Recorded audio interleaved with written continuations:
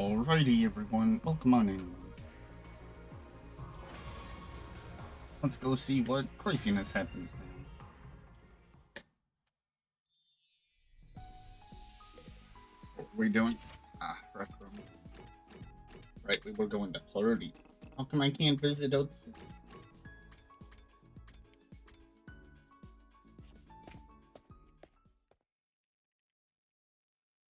Only 3 other people were in the rec room when I got there. Hiroko, Sirei, and Nigo. They were deep in conversation, but they stopped abruptly the moment I came into the room. Oh, hey there, Samino. Kind of early, aren't you?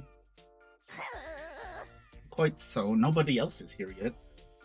They couldn't have handled that less smoothly. I could see them sweating all over. What were you guys talking about just now?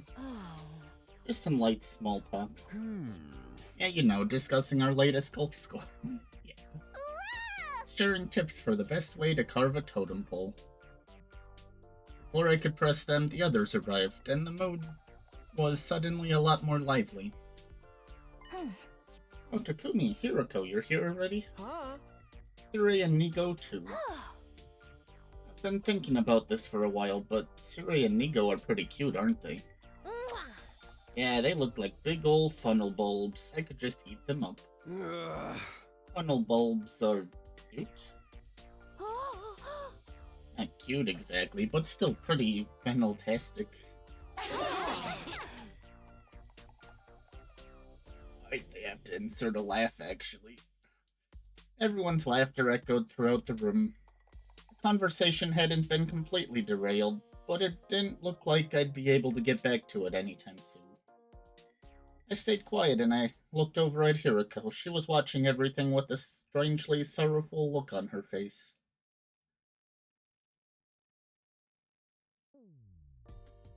From there, the little party got started. Everyone seemed to have a good time. Although for me, I was just trying not to get caught up on all the doubts and questions running through my head. I still got a general idea of what everyone was talking about, though. Who'd killed the most enemies in the battle, who pulled off cool moves and when stuff like that. Basically complimenting each other on a job well done. I wished I could get in the mood and join in with them, but I just couldn't. My head was still filled with that uncomfortable fuzzy feelings, smothering any words of joy or celebration I might have had. At least time wasn't dragging. Before I knew it, it was getting late. Man, that battle was really something. Yes, indeed. I can't stress enough just how inspiring you all were. Now I know you're all enjoying yourselves. But we think you should call it a night here. Alas, and forsooths. Mush the banquet end already. What have you been drinking, Kyoshika? Something carbonated, probably. What? Then why? Fizzy drinks affect her like alcohol for some reason. How did you know that? Anyhow, you should all get some rest. You've got a big day tomorrow. Big day? What's happening tomorrow? Oh, didn't we tell you? You'll have to fight another defensive battle tomorrow, you see. Why the hell didn't you bring that up sooner? Yeah, that can't be right. It doesn't make sense. Really? Why not? Isn't it obvious tomorrow is only day 8? Wow. We're really putting our foot in our mouth, huh? In my last timeline, nothing happened on day 8. There was no attack here at Last Defense Academy or over at Second to Last Defense Academy. We shouldn't have to fight another battle until day 17, so why? Hey, Nigo, are you sure this information is accurate? No doubt about it. We had another tip-off from the eggheads on the artificial satellite. Aerial observation and all that, don't you know? You're lying. You're making it up. Nothing like this happened last time. Last time? Calm down, Takumi. I think all the fatigue is getting to you.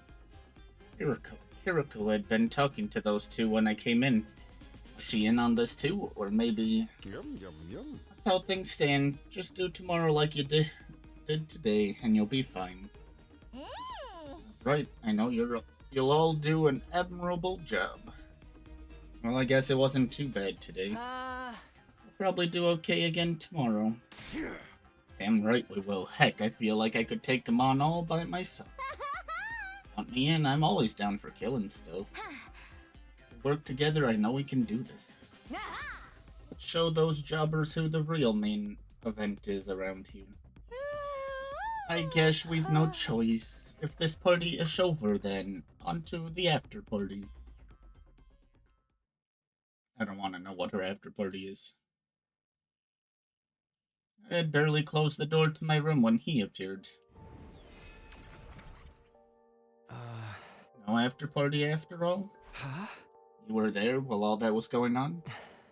I can send this body pretty much anywhere inside the school. You could have shown yourself then.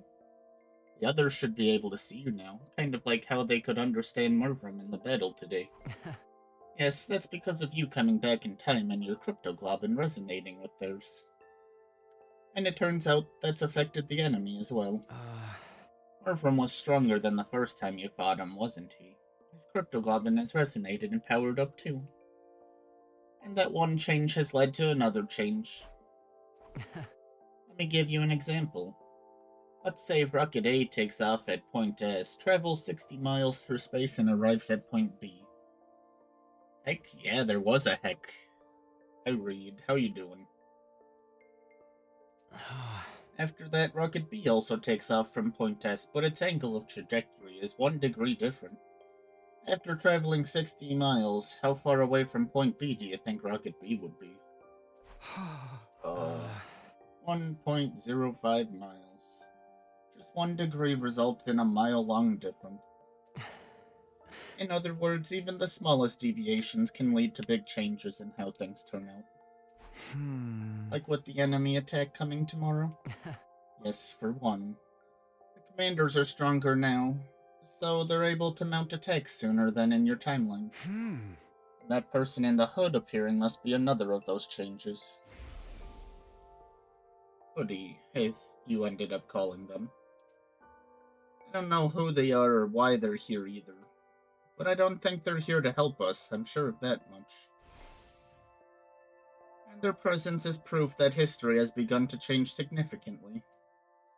Your knowledge of the future might not be as useful as you think anymore. That's okay, I came back because I wanted to change history after all.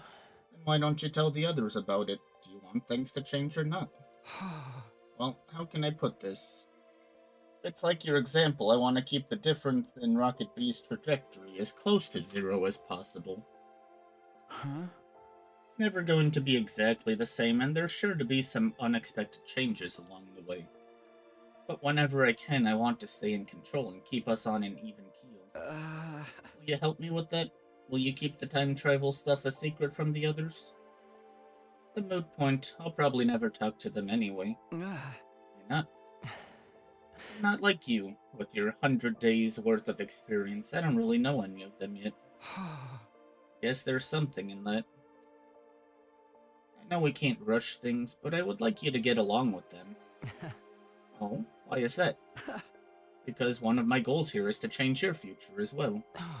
My future. The version of you in my last timeline told me. Next time, I want to befriend all of you. I want to argue with you and fight with you. And until the moment I die, I want to do everything I can to live. I said that, huh? Is that the right choice, though? Huh? I befriend all of you. It will make things harder for you later. My happiness and yours can't exist at the same time. Come on, don't say that. Huh? I should be going. Even appearing like this uses up energy. Siri told me not to waste my strength on anything that isn't important. And are our conversations not important?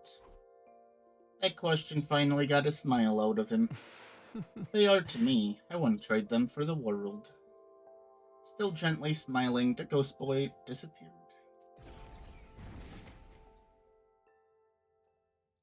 Even after he'd gone, his flames remained a little longer, faintly shimmering in the dark before fading away.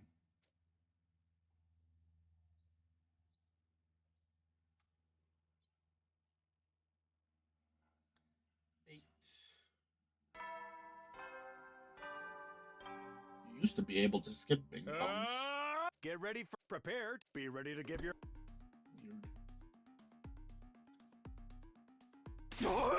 No freaking way. Give me one good reason we should agree to this. Keep telling me we need every extra bit of firepower we can get. The argument began in the cafeteria that morning after breakfast. Siri and Nigo were nowhere to be seen. Apparently, they were shut up in the war room, nailing down the strategy for the battle today. Releasing Ado, though, isn't that going too far? You guys are new around here, so I don't think you realize just how much Mr. Otsuki despises humanity. You'd understand if you heard it from him yourself. Actually, we spoke to him already. We all went to talk to him in his cage earlier this morning. It was our first time meeting Sir Ado. Until now, we'd only heard about him. What can I say? We were curious about what kind of guy he really was. Yeah, so what happened? Well, he did say we looked like hideous monsters. Seriously, that's no way to speak to a lady. Back in my federation, I was considered one of the more attractive wrestlers. I still have all my own teeth and everything. He also spoke passionately of his disdain for the evil lurking in the hearts of mankind. And he said humanity deserves to be totally wiped out. How can you even think about working with someone like that? Because he also said he wanted to fight alongside us. Say what? It's true. I find you all absolutely repulsive. But that doesn't change the fact that you're the only friends I've got. I want all of us to survive more than I want to destroy humanity. So please, allow me on the battlefield again. Ah, he's playing with them again. You believed him? That's all it took to get you on his side?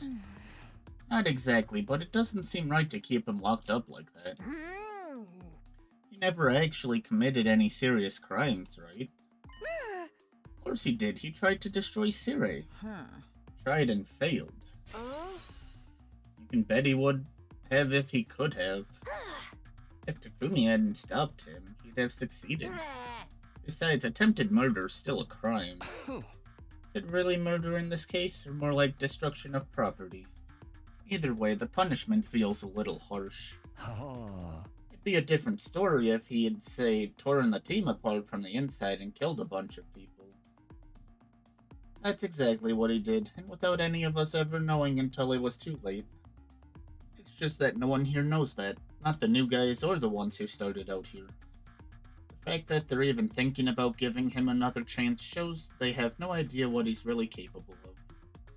If they'd experienced what I have, if they'd seen what he did. I was seriously considering telling everyone the whole truth. But before I could, I'll kill him. When Hiroko said that, everyone turned to look at her. If you let Ado out, I will kill him, and then I'll kill myself. The air in the room immediately got a lot more tense. I heard someone gulp, and it echoed like a gunshot in the silence. You're not being serious, are you? Dead serious. If Ado is allowed to go free, it's all over for us. Would be better off resetting the whole thing. Resetting.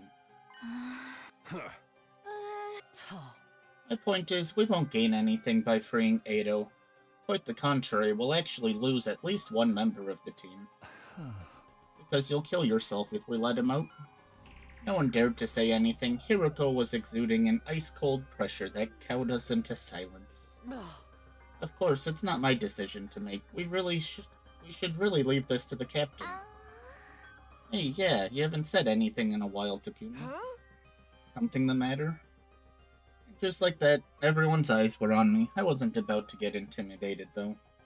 Even if Hiriko hadn't spoken up, my mind was already made up a long time ago. The answer is no, we're not letting Ado out. You can all say what you want, but I won't allow it. Not now. Not ever. The members of the team who started out here all looked relieved when they heard me say that. The ones who came from the other academy looked a little disappointed, but didn't argue.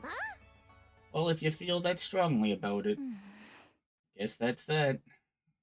Who has the key? I would guess it's Siri has the key. Oh, I'm so bored. Bored.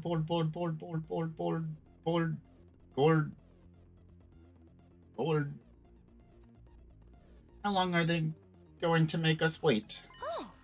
Did you say gourd at one point? Uh. Okay, they caught it. It will be night soon. Sheesh, aren't they ever gonna get here?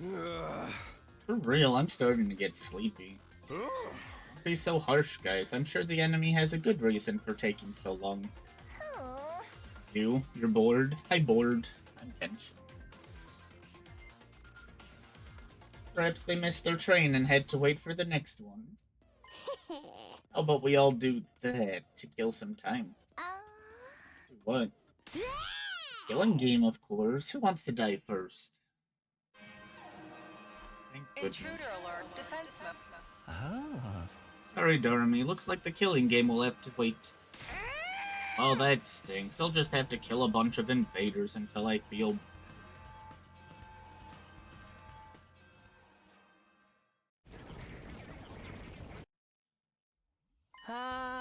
Play some WoW Read. So, Siri, what do we do?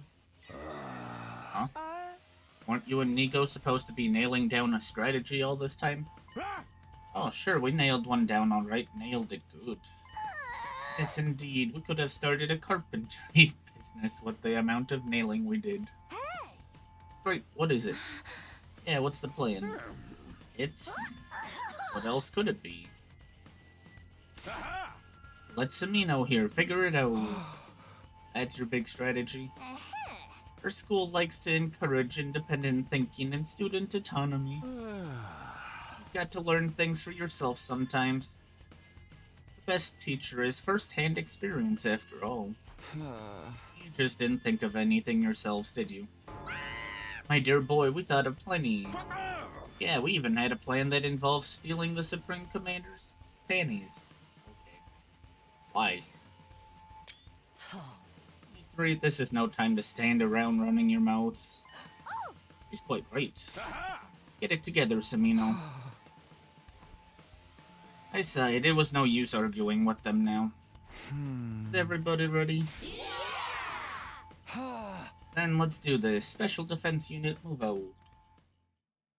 Yeah, don't ask. There's a bunch of weird things they just have to throw in.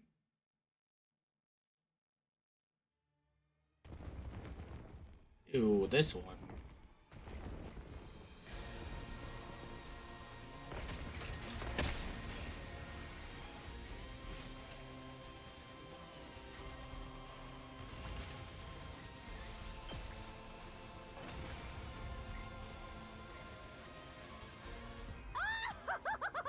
I could do this all day! This is easier than taking a splash in an inflatable bounce house! What? Why is there water in the bounce house? Don't let your guard down yet. Look over there.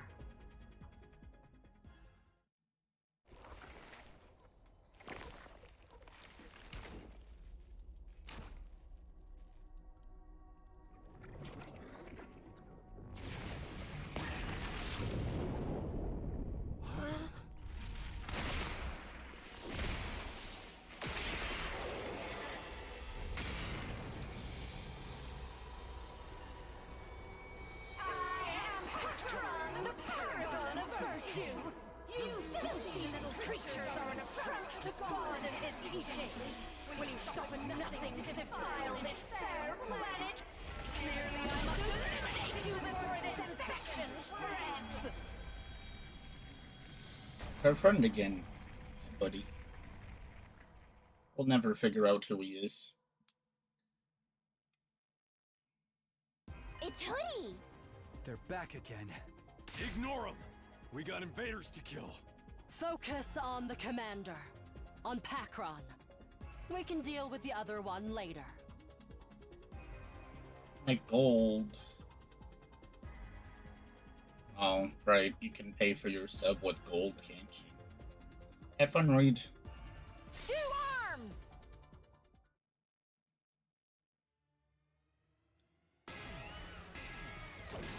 Lord, hear me!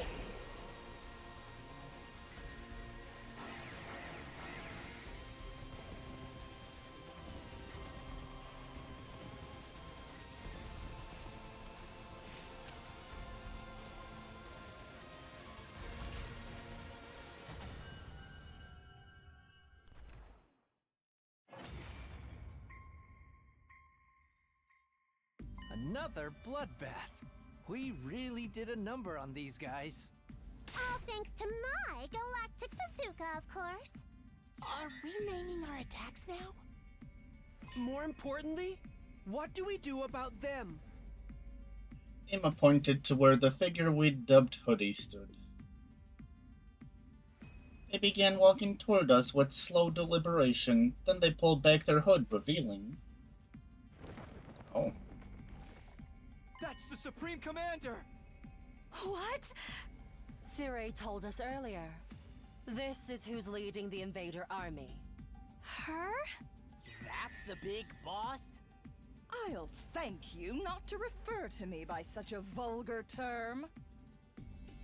The Supreme Commander brought her hand up to her mask. Among my people, I am known as Veshness, the paragon of hope. Well, I still say I'm cuter. No one said anything about her being cute. So you can understand us now, too? Veshness narrowed her eyes in response to my question. Was that your attempt at a bluff? Or do you really not know? The hell are you talking about? She was silent for a moment. It seemed like she was thinking about something. Finally, she spoke again. I see. Some days ago, my warriors and I experienced a sudden surge of power. That was also when we became able to understand your language. I came here to find out what caused it, but it seems you don't know either. Everyone cast troubled glances at each other, only Hirako reacted differently. It was subtle, but for a moment it looked like her mouth twisted into a satisfied smile. All this is going over my head. We gonna kill this girl or what? That's right. If we can defeat their leader, it will end the war here and now. Don't bother. If you fought me now, I'd only massacre you in one fell swoop. And where's the fun in that? I'd rather take my time and make it really hurt. I'll pick you off one at a time to make it clear just how powerless you are, and inflict true despair on the rest of you. She pointed upwards as she said this, right at the artificial satellite. Now, if you'll excuse me, I need to take back Pakron's remains. Pakron? That's the commander we just defeated, isn't it? In the last battle, one of you absorbed Mervrum's cryptoglobin. You saw that? Yes. I wanted to see your vile, barbaric nature in action. But I won't let the same thing happen today. Huh? Veshness moved before we had a chance to react. In a flash, she leapt over us to where Pakron's corpse lay, gathered it in her arms, and was gone. Wow. Pretty mortifying how easy that was for her. Damn it! How enraging! If you have to get a rager, do it in your own time. Well, even if she got away, it's not all bad. Yeah, we still won the battle. We can be happy about that, can't we? I guess you're right. All right then. Here we go! Special Defense Unit! Best in the world! Never lose! We made it through our second defensive battle, or our third if you counted the one on the very first day. And so far, none of us had died. I just hoped we could keep this up. But I didn't want to bring the others down thinking like that. After everything we'd gone through the last couple of days, they deserved to enjoy their victory.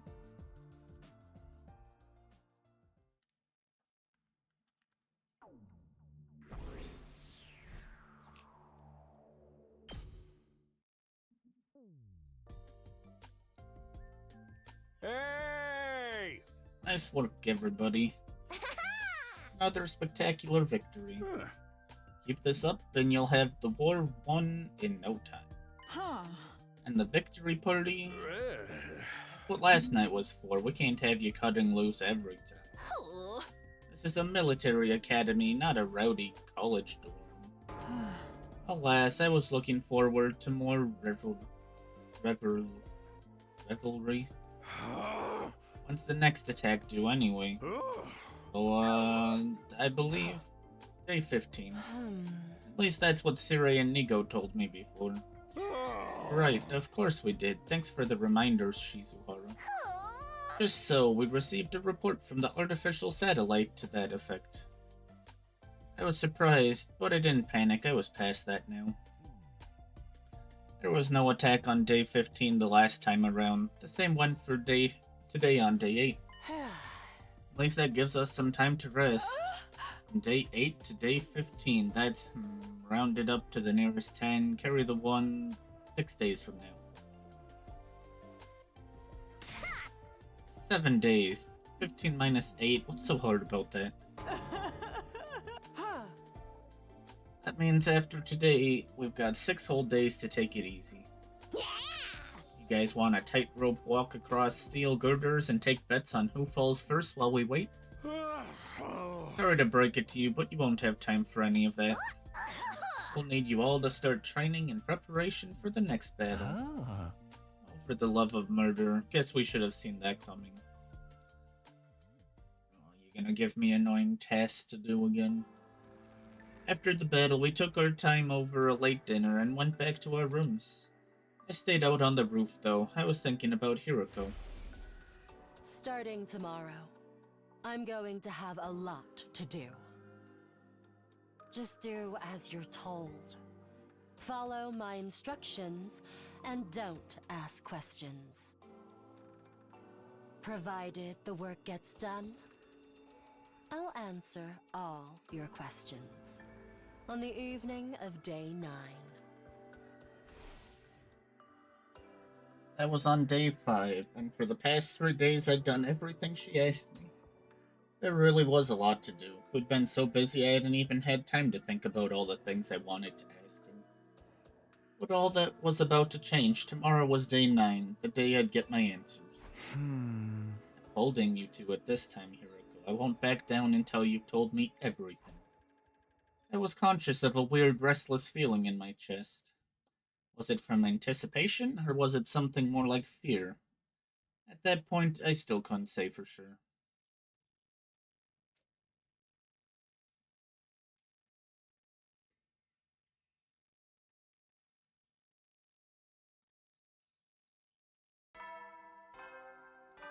How'd they take out the skip the ding-dongs?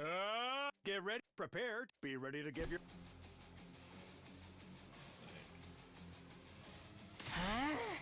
Takumi, come quick. It's Ado. He...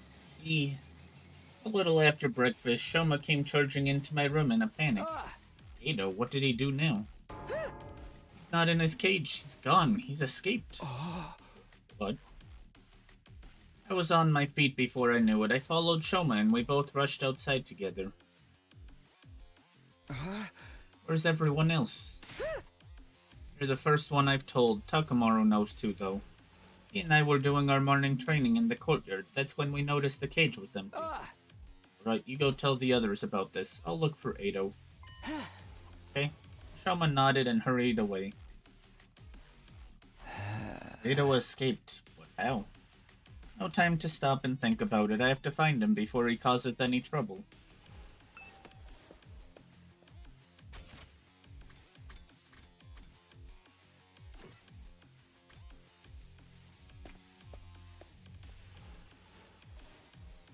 Shomo was right. The cages are completely empty. There's no one here. Getting locked in one of these for days on end, I shudder to even think about it. Oh no, is he out? No. Both fire extinguishers are still here. That means Ado can't have gone outside the wall. He's still here on school grounds somewhere. I just have to find him.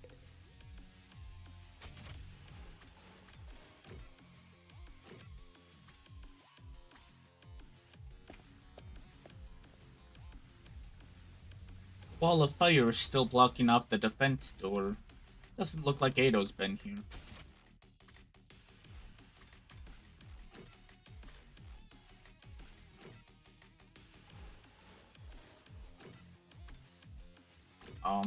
What's it want me to do now?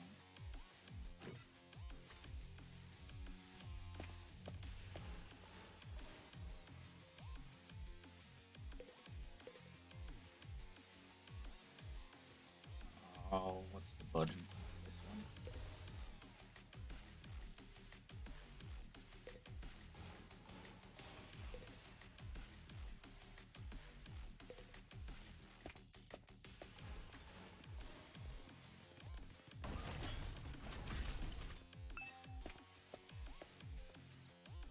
No sign of him here.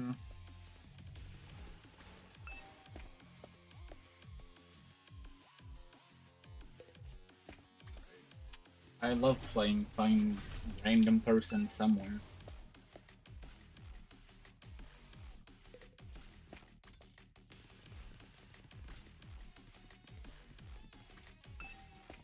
Morgue. Who would have thought he's not gonna be?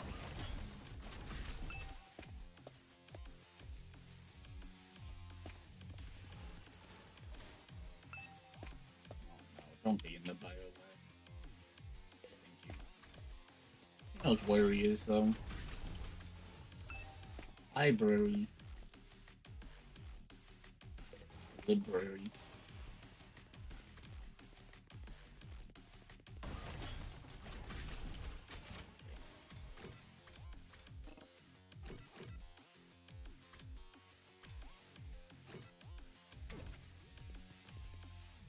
What floor am I on?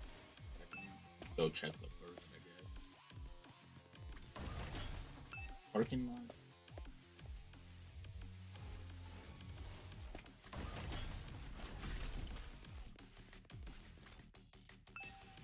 Gym?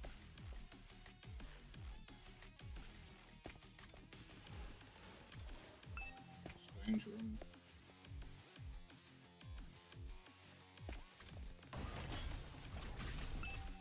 Bathroom?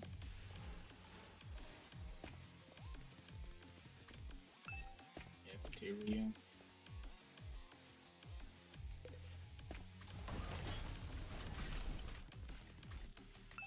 Metal shop?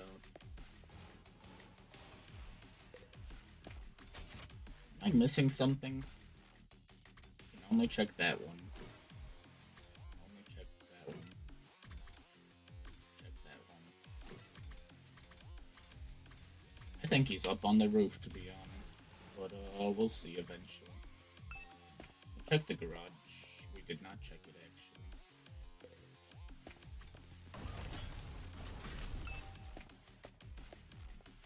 The bathroom. Classroom.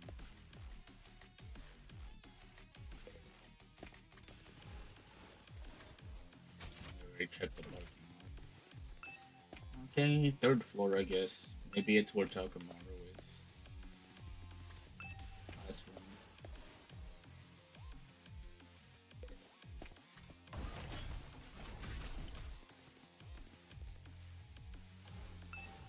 Parking hall. No. Okay, go back.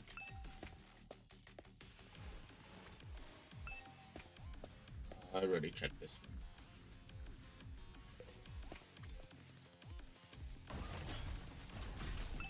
Tavern.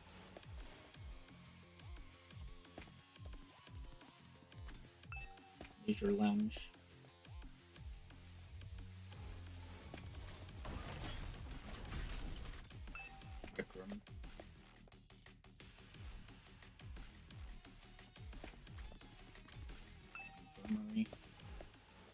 Finally, I stepped into a room and there he was. I'd found Ado, but that didn't mean I could relax. Don't make me ask again, bastard. Just what the hell are you doing in here? You've asked me that plenty of times already, and I keep telling you I got curious about something. I wanted to learn more about how the revival-matic works, so I just... That's not what I mean! How did you get out of your cage? Tell me that! Hey, calm down, Takimaru. How am I supposed to be calm at a time like this?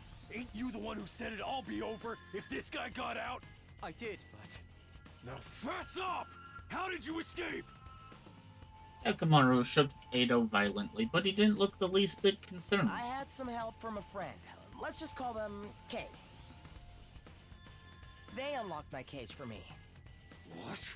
Well, who was it? Who's K? No, I'm afraid I can't tell you.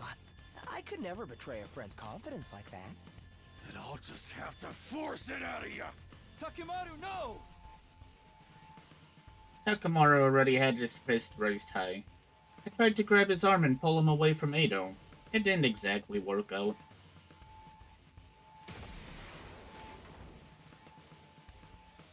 A jolt of pain shot up my spine. I'd been knocked back so hard and so fast, my guts were still doing somersaults even after I came to a stop. For a moment, I had no idea what was happening. Next thing I knew, I was on the floor.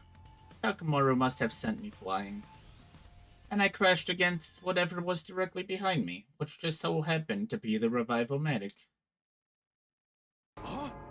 Sorry, man. Guess I overdid it a little. Are you alright, Takumi? Yeah, I think so. Fighting through the pain, I got to my feet, then I turned around to look at the machine.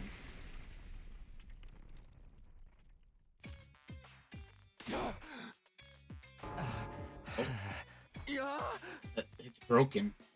An ominous plume of black smoke was rising from the wreckage of the revival-matic. I had a feeling things were about to get a whole lot worse. This is bad, right? That's one way of putting it. Wasn't long before everyone else heard the noise and came running. Just what the heck did you guys do in here? The revival-matic, it's... oh dear, oh dear, oh dear, oh dear, oh dear. Ado, you did this, didn't you? Ado just sighed and shook his head in exasperation. Perhaps you'd care to explain what happened, Takumi? I reluctantly gave everyone a quick summary of the events that led to our current predicament. So basically, Takimaru did it. It wasn't on purpose. Takumi grabbed my arm and I just lost control. Whoever is to blame, this is a catastrophe nonetheless. If we can't use the revival-matic anymore and any of us die in battle, then we stay dead. There's no coming back anymore. The whole group seemed to freeze up for a moment. A lot of them started to glare accusingly at Takimaru. Come on, everyone. It's not all bad. Maybe we can repurpose the wreckage and use it to grow. I'd better inspect the damage and see if I can repair it. Before you start, it's back to the cage for you, Otsuki. I don't remember saying you could wander around as you please. You guys take him back to the courtyard. Nigo and I will get things started here. Okay. Never a hint at who they actually are. Okay, now that we've found Ado, it's time for his execution. Oh, allow me. Hold on. Nobody said anything about killing him. We're just locking him up, right? Let's just get on with it. Oh, Carrara. Everyone, wait a minute. Shoma broke off from the group and ran over to Ado's cage. After inspecting the door, he turned back to us. This cage, it's still locked. A moment later, Hiroko groaned and hunched over, her face twisted in pain. What's wrong? Just as suddenly, she raised her head again and screamed out a warning. Not that cage. We have to put him somewhere else. Why? I can't explain it, just trust me. This is all so sudden. Yeah, you gotta at least give us a reason. Everyone looked confused and a little uncomfortable. But that atmosphere soon dissipated when there was another scream, this time from Kako. Blim blam blorm, I see it all now. Oh, what? Seriously, the hell is going on? That was the sound of Kako's detective senses going off. I assume you've made another brilliant deduction, sister dearest? Oh. Ado, you said that Kay opened your cage for you, right? That's right. So then, why is the door still locked? Well, did Kay lock it again? No, that wouldn't make sense. The cage would have been empty. There'd be no point in locking it. There's only one key to this cage anyway, and that key is... I've got it. Siri gave it to me when we left the infirmary. So how did Kay open the cage in the first place? Siri had the key up until now. There's no way anyone else could have opened it. In other words, there never was any Kay. Ado escaped from the cage all on his own. Everyone gasped and looked at Ado. In response, he just smiled. I see, that's an impressive theory, but even assuming it's true, how exactly did I get out all on my own? Oh, well, you must have... I don't have a clue. What a pity. Shall I tell you the answer, then? Oh. First guess was actually the right one. After I left the cage, Kay locked it up again. I'm calling BS. That does sound pretty illogical. Perhaps, but consider the alternative. What's so logical about the idea of me breaking out on my own without even damaging the cage? Okay, then tell us who Kay is. I've already told you. I can't. How about we torture it out of him? Oh, sounds fun. There's no point in doing that. If my dear sister's theory is correct, there is no Kay, so obviously he can't tell us who they are. Oh, right. Party pooper. Either way, we should assume Kako is right. In that case, we'll have to find somewhere else to lock Ado up. He can just break out of these cages on his own, anything could happen. Where are we gonna put him then? Oh, I have an idea.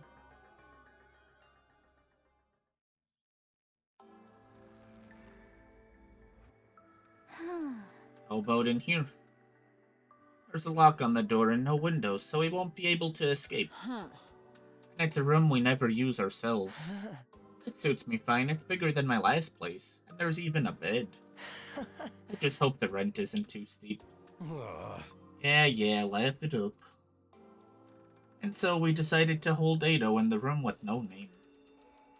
It's got these weird capsule-like machines. I guess we'll call it the capsule room for now. Leaving our prisoner inside, the rest of us stepped out of the capsule room. I got the key from Sire when we told him our plan. I made sure the door was locked up tight. Once I was satisfied there was no way Ado could get it open, we all left. There was no point hanging around there anymore.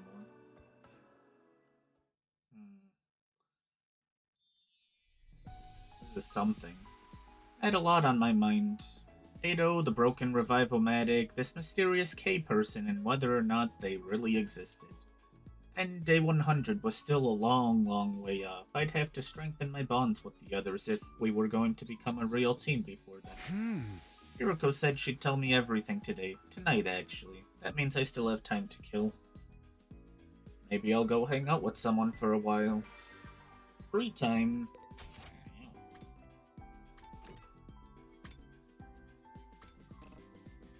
Why isn't Zomi in here? You don't really give me a choice on who we hang out with, huh? Oh, I can actually go in here. Kinda funny. Hey, Takumi, looking as ugly as always, I see. Dang, that's so mean. In this room? Probably not long.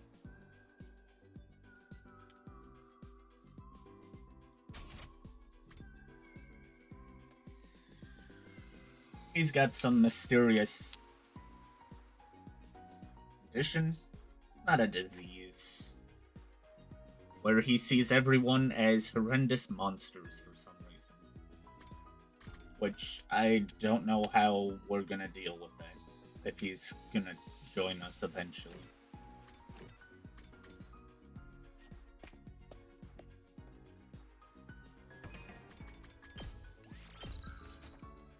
Okay.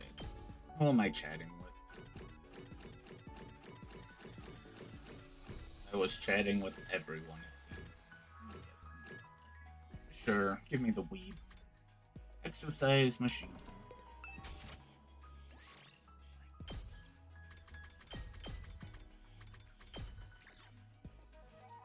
No, of course it's that.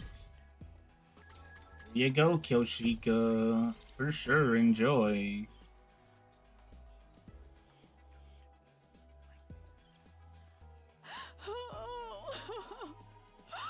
have made my day, Sir Takumi! Am I right to interpret this as a marriage proposal? Yeah, she's weird.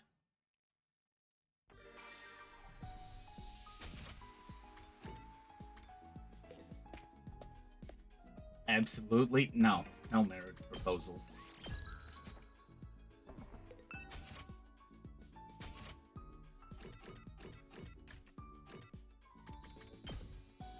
Oh. Well, that's nice there. You probably want this would be my guess. The massager? I don't know about that one.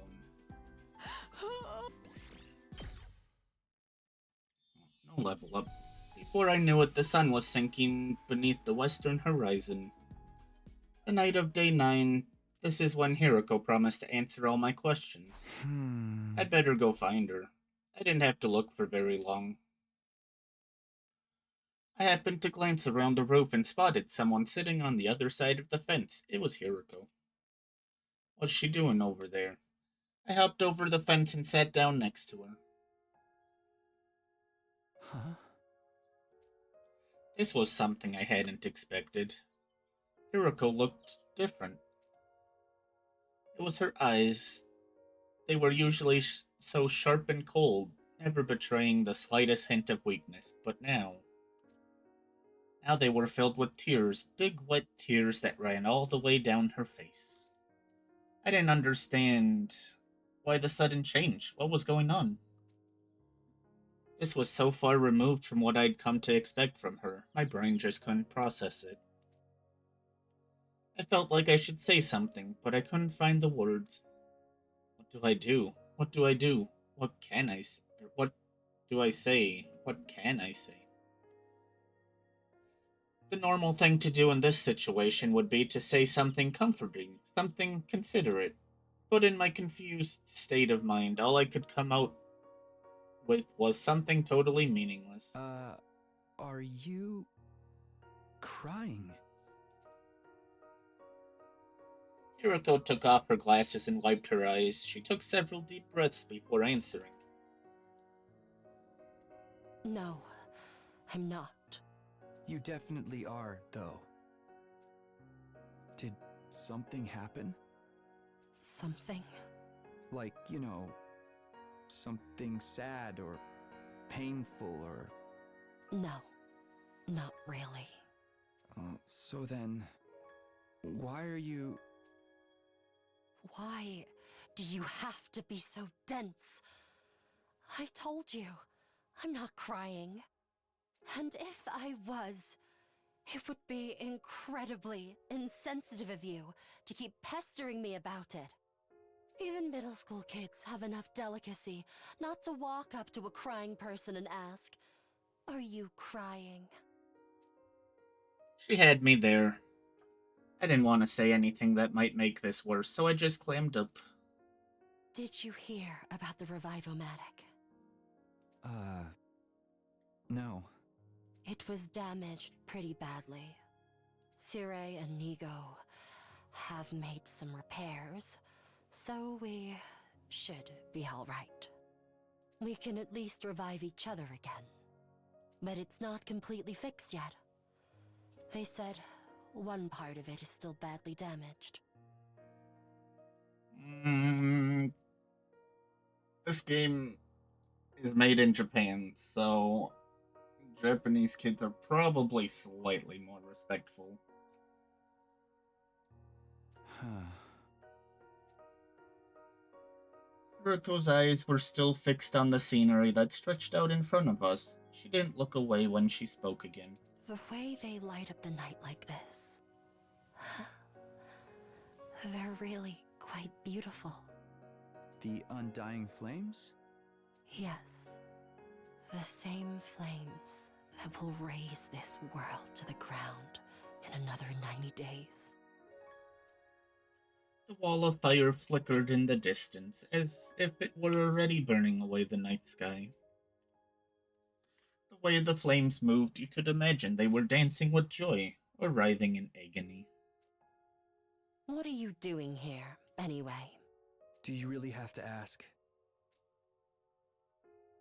She avoided my gaze and turned back to the horizon. The cold breeze blew, ruffling her hair. It's the night of day 9. You promised to tell me everything if I made it this far. I've done everything you asked. Followed all your instructions without question. So now it's your turn. It's time for you to keep your promise. There was a long silence while I waited for a reply. Every time the wind blew through Hiriko's hair, it released a gentle, sweet aroma into the air. It was calming, comforting. I'd smelled it somewhere before recently, but I couldn't quite place it. Was this scent lavender? Just as I started to recognize it, Hiroko spoke up again. No. It's not over yet. Why not? My instructions. I have one last order for you to carry out. What is it? Even now, she still wouldn't look at me, which made her request little more than a whisper even more surprising. Kiss me. Huh? Huh? Not for the first time that evening, I found myself at a complete loss for words. Was she serious? Was it a joke? I really couldn't tell. No, it had to be a joke. There's no way Hiroko would. Or maybe it was a trick. Maybe this was her plan all along. By giving me an impossible order like this, she could weasel out of our deal right at the end. You failed to uphold your end by refusing to carry out my orders. I don't have to tell you a thing. I could imagine her using that excuse to call the whole thing off. This girl was an evil genius. Although, what if it wasn't a joke or a trick? My palms were sweating, my throat was dry. I needed to decide how to deal with this, and fast. I couldn't just stand there like a statue all night. I don't understand. How did it come to this? What am I supposed to do? There's no time to think about it. I just have to make a choice. What do I do here? Wow. You actually give me the choice? That's so beautiful. Hey, kitty kitty. Looking outside again? Arms are heavy. Fell off the school. Easy kiss. I mean, yeah, I want the info. She's gonna push us off the school, though. Not the first kiss we've got from Hiroko, though. Shameful is the man who spurns a woman's invitation. Well, not exactly. I was just trying to mess with Hiroko. I would bring my face ever so slightly near her, making her believe I was serious. Then when she panicked, I'd tell her it was all just a joke. That was the plan, anyway. But this is why you should stick to what you know. Because before I could even lean in closer to Hiroko, it was like she sensed something was up. You idiot! What's the matter with you? Yeah. Hey!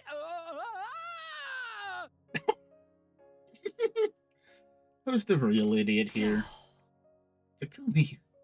Hiroko shoved me by the shoulders and I plummeted headfirst off the edge of the roof. Wow. My head split open like a watermelon and splattered my brains all over the place.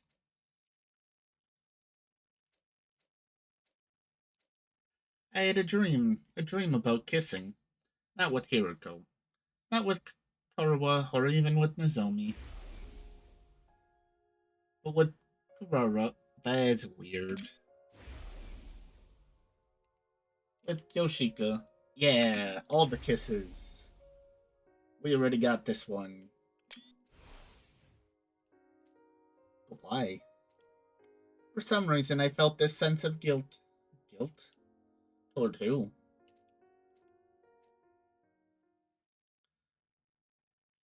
"24. Wow, we skipped quite a few days. Huh? Why am I sleeping? I opened my eyes and saw a familiar ceiling. The ceiling of my room inside Last Defense Academy. Why was I sleeping? All I remembered is that I made up my mind to live all 100 days here again. I remembered stopping Ado from killing Sire. I remembered deciding not to tell everyone about the time travel. After that, it all gets blurry. How did I get back to my room? Oh, Takumi, you're finally awake. Oko, couldn't you at least ring the doorbell? Wait, what are you doing here? Duh, I'm here to eat you. Just jokes. We've been taking shifts to look after you. Today just happens to be my turn. Look after me. Is something wrong with me? More importantly, you should still be at second to last Defense Academy. I swallowed down my remark before it could escape my lips. If I said the wrong thing, I might accidentally reveal that I'd traveled through time. Noko must have sensed something was off from my behavior. Takumi, do you have any idea what day it is today? What day? Last memory I have is of day 3. Day 4?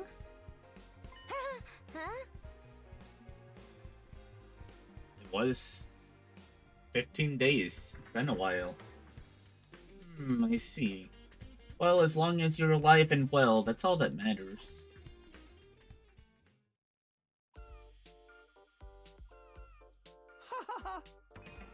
Wanna know the craziest part, Reed?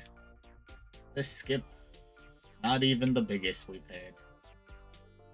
Let's see if I can find it up here. I mean, this one is also almost 15 days. Got 28 to 38.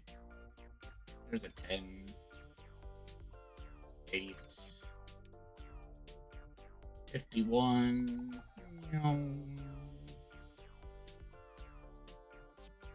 Oh, I didn't realize that one was so long.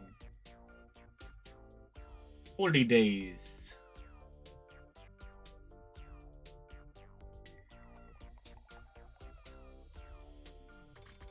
There's a bunch of time skips on all of these.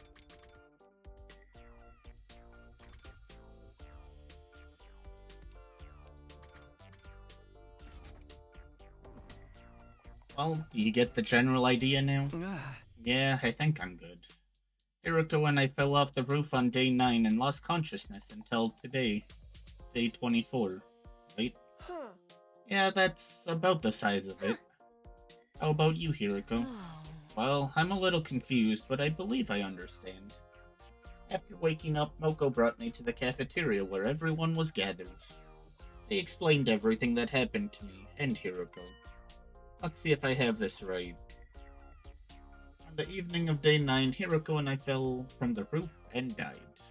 Our bodies were found and immediately brought to the Revival-Matic for resuscitation, but the machine bugged out and I was brought back with an incomplete memory.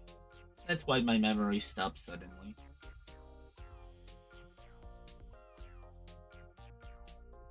Yeah, just imagine there's 100 endings too. Hiroko didn't remember anything past day 3 either. In other words, how we fell off the roof and what exactly happened to us was as much a mystery to her as it was to me. Maybe the two of you shacked up for the days you were missing and threw yourselves off the roof in a lover's suicide. Come on, we'd never do that. So nonsensical that it's not even worth refuting. Anyway, Takumi, do you really not remember? I told you, everything after the middle of day 3 is gone. Why do you keep asking anyway? Do you... No, I don't remember a thing. That's why I'm asking you, so I can find out what happened.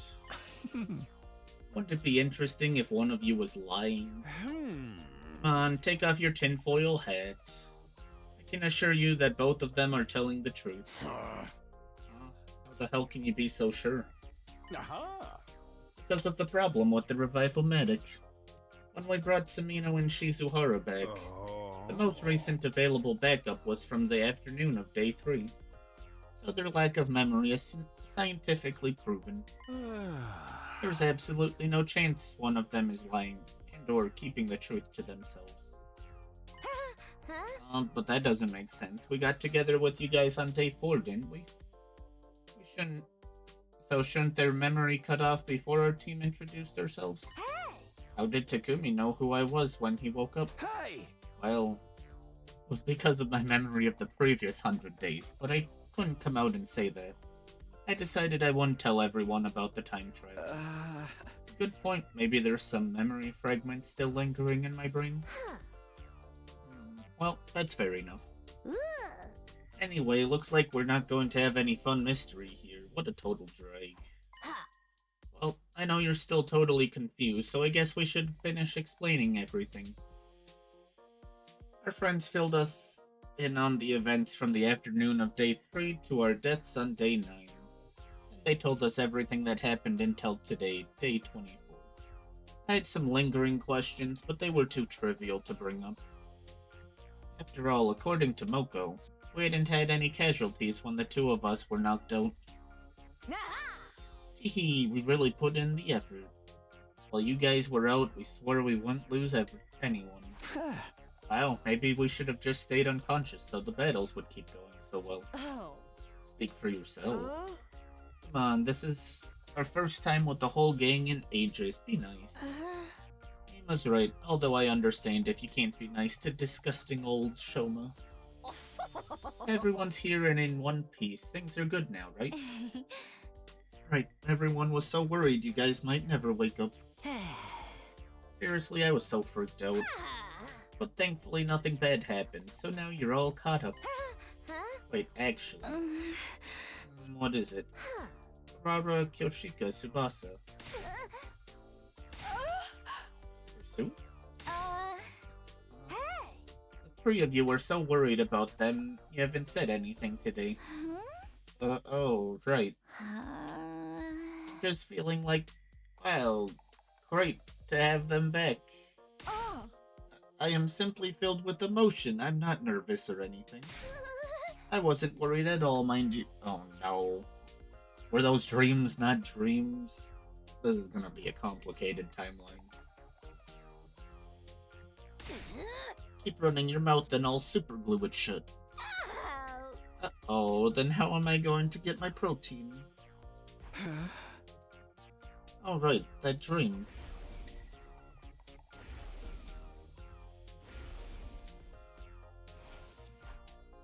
What was that all about anyway? It involved the 3 girls Moko just called out for being especially concerned about us. That's probably just a coincidence, right? Dang, no Yugamu kiss. I could skip that one. I'm so confused. Prepare to be ready to give your...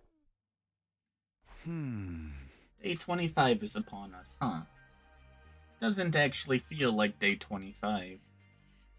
Every time I wake up with gaps in my memory, I wonder what I'll have gained this time, and what I'll have lost in return. Well, there's nothing I can do to bring them back, so I guess there's no sense in dwelling on it. All I can do now is live out the rest of my time here without any regrets. I tried to convince myself with positive thoughts as I headed for the cafeteria when suddenly I heard a voice. How many times do I have to tell you? Stop. No ifs, ands, or buts. That's the final word. How many times must I tell you? You have no right to say that to me, Lady Karara. Hey, you two, calm down. This concerns you too, you know. You're just going to stand around and pretend this has nothing to do with you? I'm not pretending anything. They fighting. Hey, aren't these 3 the very same people who... Whatever, I just need to stop this.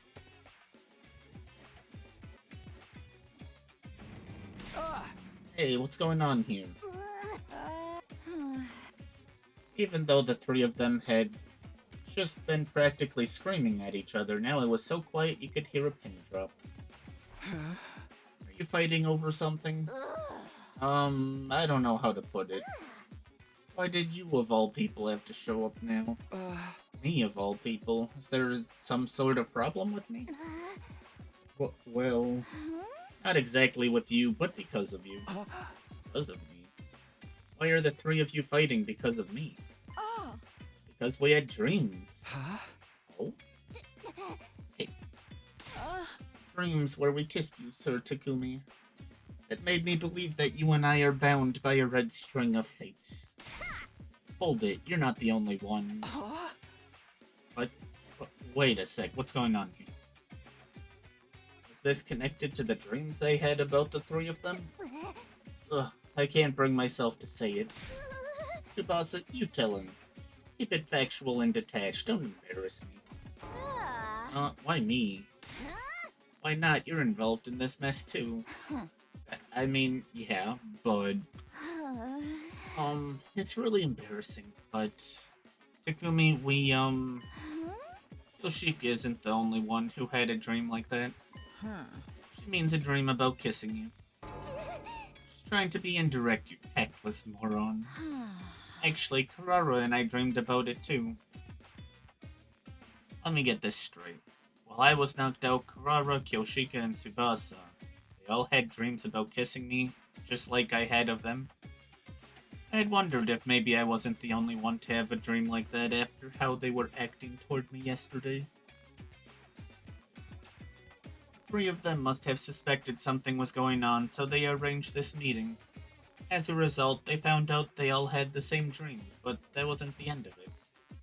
Yoshika claimed she was destined to be with me. Rara was not amused, so this kicked off a squabble. Basa tried to intervene, but she had the same dream, so she got tangled up in the argument too. Why? Huh?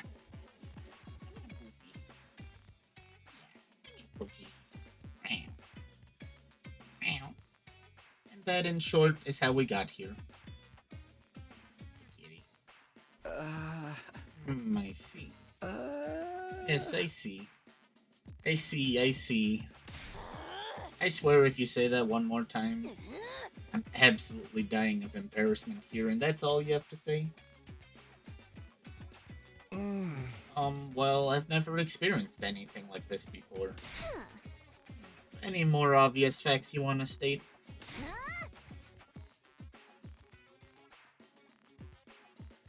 Even a child could tell you've never had girls so much as bat an eye at you your whole life. A child wouldn't know anything about my love life.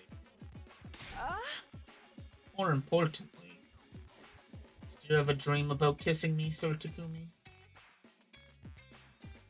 Cookie, how do you shed so much? How do you shed so much, huh? Oh, lay back down. Oh, you're stuck now.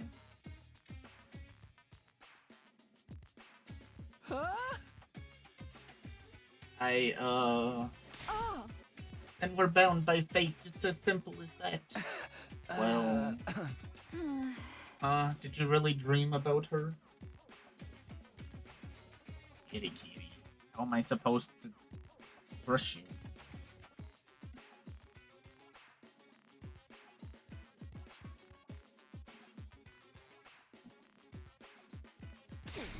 What? That can't be right. You must have been dreaming about me. You're in the way. Yeah, you're in the way. I can't see. You're a great wall. This is so embarrassing. I wish I could just disappear. But I guess there's nothing left to hide. Well... I had a dream about kissing all three of you. What? All three? Were all three of us bound by fate?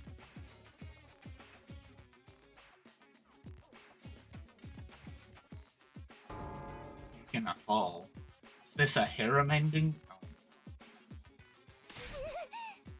Shut up, you harebrained moron. I bet he's truly fated to be with only one of us, and the rest are red herrings.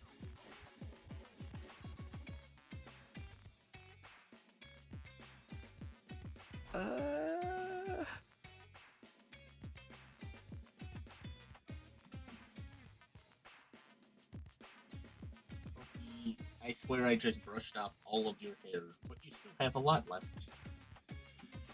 Yeah, you can make a ball with it.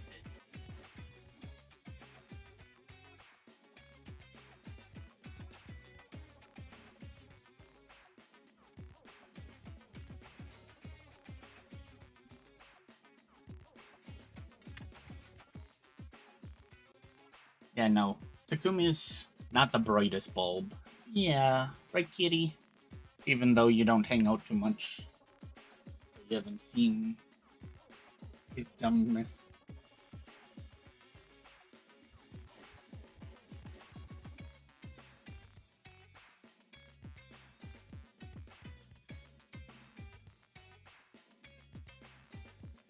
The fun of the heat, huh, Cookie?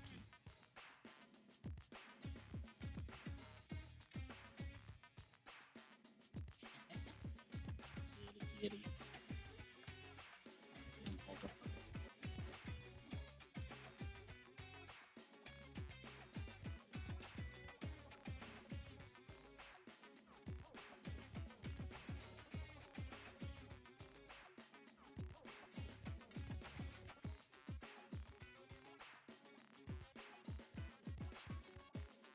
No heckin' cats read.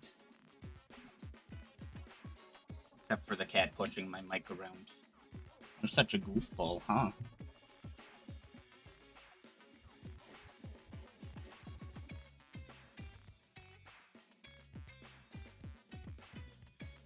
No cat for you? Yeah, that's my cat. Right, Cookie? You're my cat.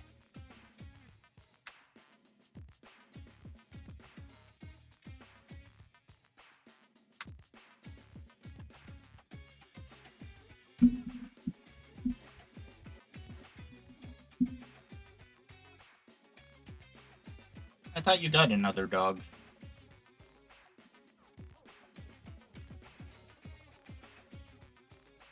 Fur everywhere. Nope. Get another dog. Reed loves dogs. But maybe. Whatever the reason is, this is a peculiar situation. There's no chalking it up to coincidence. The dream I had must have some kind of meaning. Problem is figuring out exactly what that is. I heard everything. Moko. I'll handle this torrid love affair. Huh? Handle? Normally when it comes to love, everyone is free to make their own choices. There's no place for outsiders to butt in with their shrieks of excitement. We should live out our own loves and love the loves that we love. Is this her attempt at philosophizing? But right now, Destiny is calling us to join on her journey. Everyone just falls in love willy-nilly, our sense of unity will come crashing down. Even more so if multiple people love the same person. So I'm here to give order to this love. From now on, you'll fall in love according to the rules I've set. Excuse me, you think you can show up completely uninvited and... Without further ado, the rules of engagement are... 1 round every 25 days, one-on-one, winner decided by knockout. 1 round every 25 days? One-on-one? Knockout? That sounds dangerous. Obviously, for whatever reason, Takumi is the new hotness for you ladies. The 3 contenders are Karara, Kyoshika, and Tsubasa. Indeed, I am besotted with Sir Takumi. Well, however you want to put it, I don't care. Yeah, I guess I agree. But with so many of you madly in love, we can't have you all make a move at once.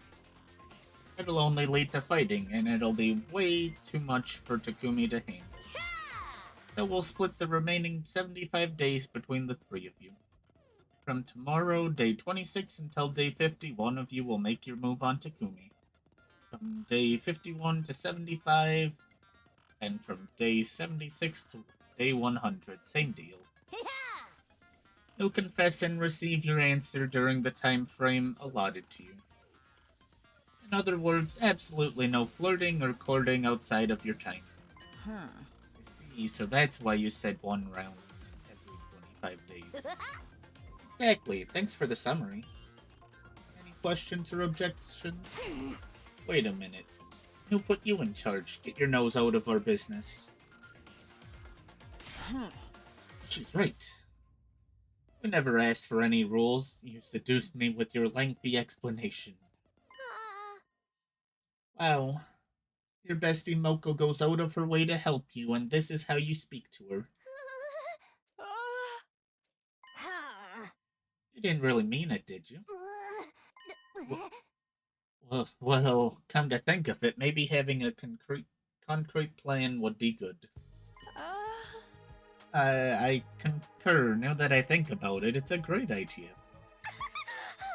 Wow, you guys are like so emotionally intelligent. Love it. Takumi, Tsubasa, do either of you have any objections? No, none from me. I do, I have so many objections. Think about it, this is crazy. What about how I feel? How you feel? But that's what we're trying to figure out with this game. Wait, don't tell me. Does your heart already belong to another girl? That would change everything. The first person I thought of was Nozomi, Haruwa.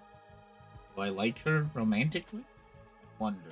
Before I got here, I had some thoughts about her as a member of the opposite sex. And she's someone important who I still very much want to protect. But at this moment, I can't say I like her romantically. To me, she's my purpose, the reason I am who I am. No, not really. I don't have any objections then. She's precious to me, but it's not romantic love. I swear. Okay, then that's all good. Any other questions then? Just being sure I have this clear. First slot is from tomorrow until day 50, right? The person confesses and Takumi decides to date them. What happens? We have our winner and the game is over. I'm a believer of pure love, no seconds or thirds. And going earlier gives you an advantage. Wait, that makes me sound really eager. I can't tell you when the best time slot is.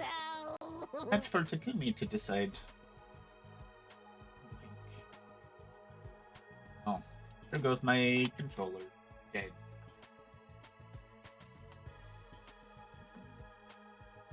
Wait, why'd you kill my controller?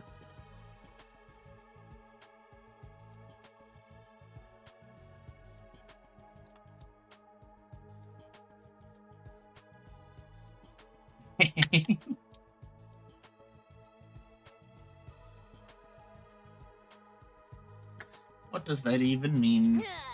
If there's no other questions, then let's figure out who gets to enjoy a taste of romantic whimsy with Takumi when. To keep it fair, the person who wins rock, paper, scissors gets to pick when they want to go.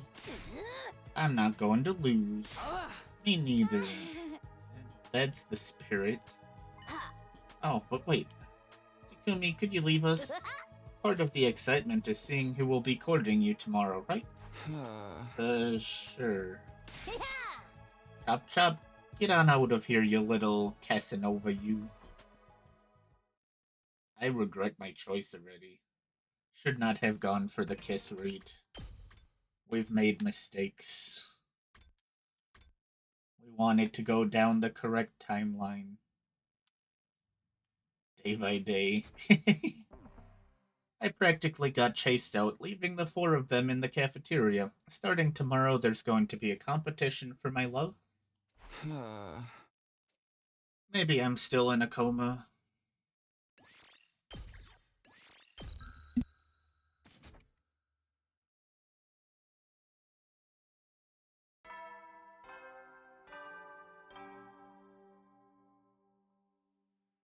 Up and Adam Troop, get ready. Prepared. Be ready to give your...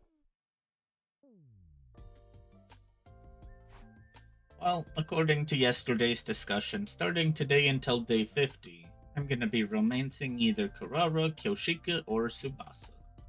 Romancing. I can't even begin to imagine what that's going to be like.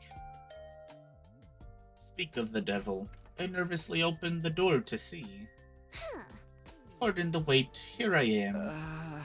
Sure. Hey, snap out of it. You should offer a lady a cup of black tea. I don't have anything that nice here. Huh? Wait, if you're here, does that mean... Yes, after you left the cafeteria yesterday, it was decided I would be the top batter. Well, you must be thrilled. Of course. So what do we do now? Don't you worry, I've spent some time thinking on it. We're gonna use this to have a movie date at home. Is that, project? Yes, I made it with the Gift-O-Matic. We can't go out on an actual date anywhere, whether we are in love or not, so I think this is a great idea given the circumstances. Huh? I see. She's right, this might be as good as it gets for date ideas at this school. But do you have any movies to watch? Can't use streaming here, so... Dang, no streaming. What a shame. Of course I do, I came ready. Or rather, that stupid Siri brought some movie files here with him. Why would Siri bring these with him? He said he brought them in the event we were overcome with boredom. But apparently he decided to keep that fact to himself because it seems like we didn't need them after all. Just a stingy little rat, that one. Well, anyway, that's how I got the files. Let's start our movie date already. From now on, each of the girls will take turns making a move on me. I was a little apprehensive about the whole idea at first, but I love movies. I was so excited to have some much-needed fun that I forgot all about any nervousness. I pulled down the blinds so we could use it as a screen and set the projector in a decent spot. Okay, now we're all set. Well, what are we watching? Just wait and see, I'll get it started soon enough. Karara pressed the play button. Her selection was what you'd call a tearjerker love story. Two high schoolers meet by chance and end up together. The two of them vowed to be together forever, but the girl was suddenly overcome with a serious illness. Without a donor, she was on death's door. The two of them tried to stay positive as they fought against desperate fate, but the two of them ended up being related by blood, so it was discovered the boy could donate the organ she needed.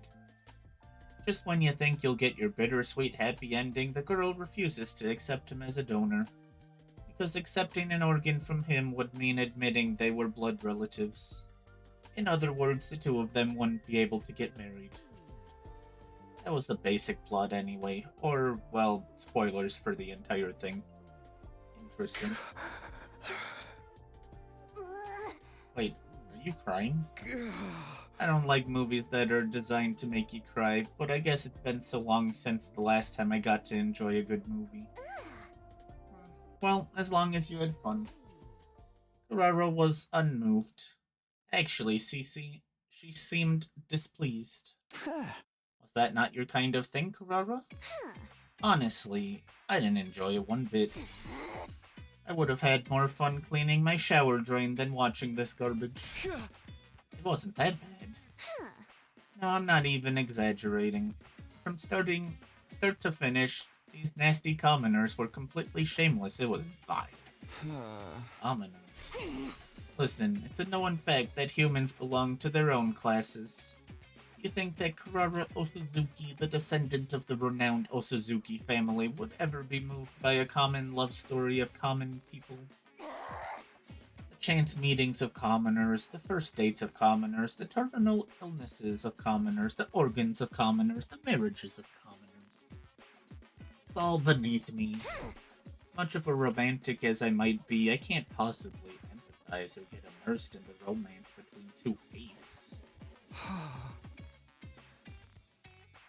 Yeah, this is Karara. She's something. I hear what you're saying, but what do you mean, but? Just mean, you know, you like me, right? What? But by your standards, I'm just a commoner, not one of the Osazuki family like you. Kinda seems like it would be impossible for a noble like you to want to be with a commoner like me. I see. You seem to have misunderstood the situation in a very interesting way. What do you mean? I don't know if I like you yet, got it? But you fought with Kyoshika and Tsubasa and joined this game to romance me because you like me, right? More accurately speaking, because I might like you. It's true that I had a dream that we kissed. That doesn't mean I like you. Of course, I've been thinking about you, but I can't say for sure I fully like you. But just because I'm not sure doesn't mean I can let that reckless numbskull Kyoshika do as she pleases. I can't let things reach a point where they can't be undone. Can't be undone. Jeez Louise, you're slow. I'm telling you, I would not enjoy seeing you and Kyoshika together just because I made a miscalculation. I see. So I've decided to win you over while I figure out my own feelings. That's why I agreed to Moko's silly rules. Do you finally understand now? Huh? Yeah, loud and clear. Well, I know you won't stand a chance against the charms of a blue-blooded lady, so be careful not to get all twisted up over me. Even if you like me, there's no guarantee I'll like you back after all. Yeah, I'll be careful. Thankfully, it doesn't look like that's going to happen. Interesting.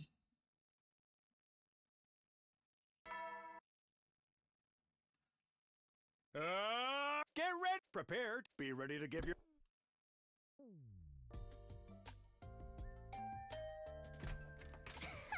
You must be the luckiest man alive. You have a fair maiden like me knocking on your door every day.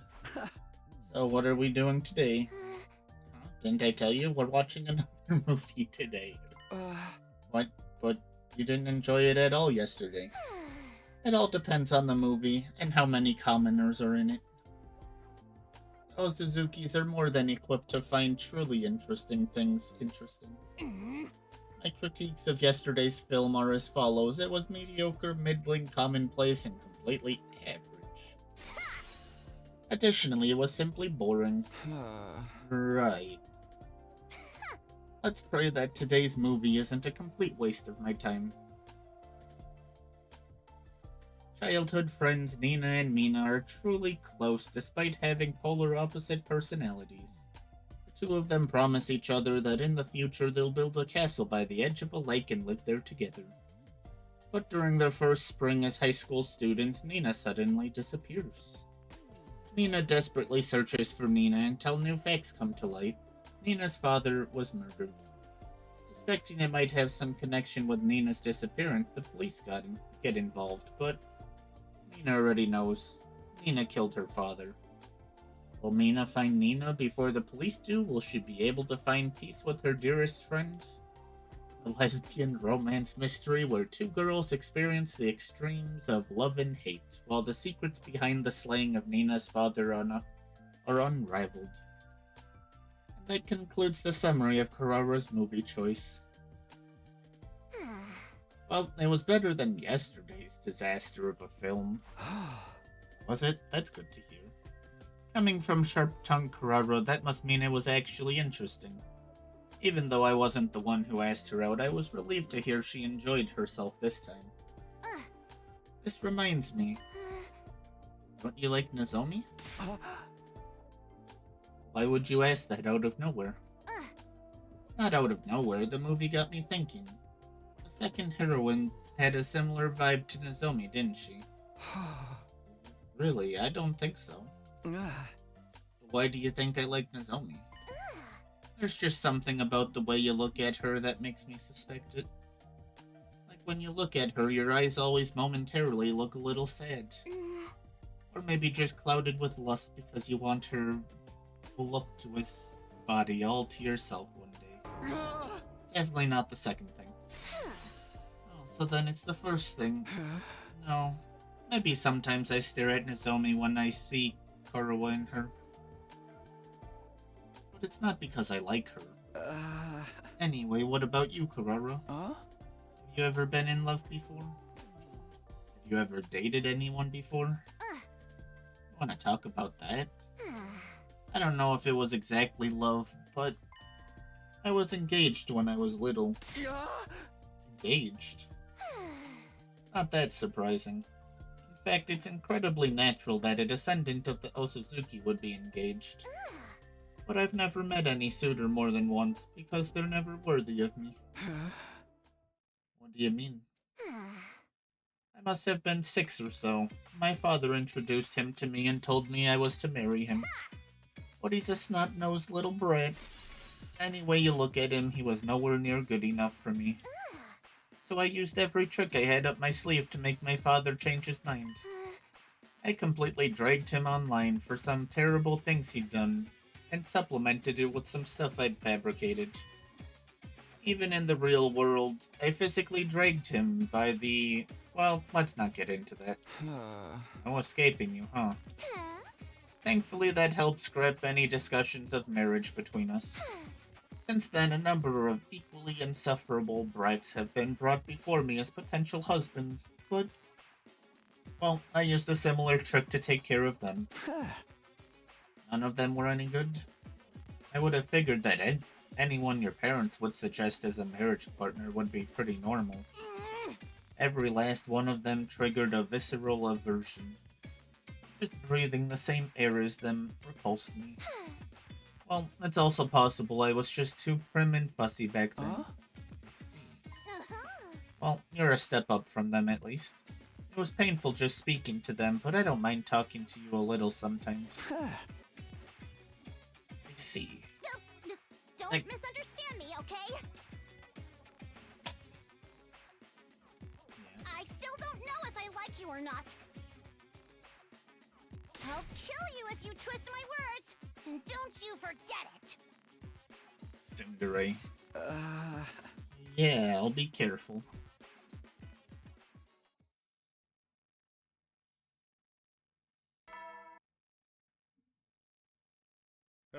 Get ready. Prepare to be ready to give.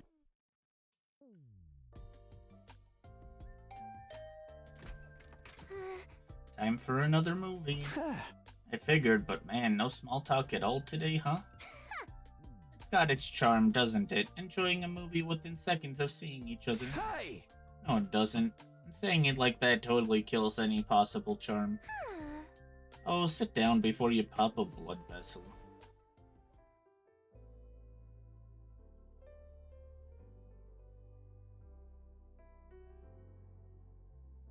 I'm worried already.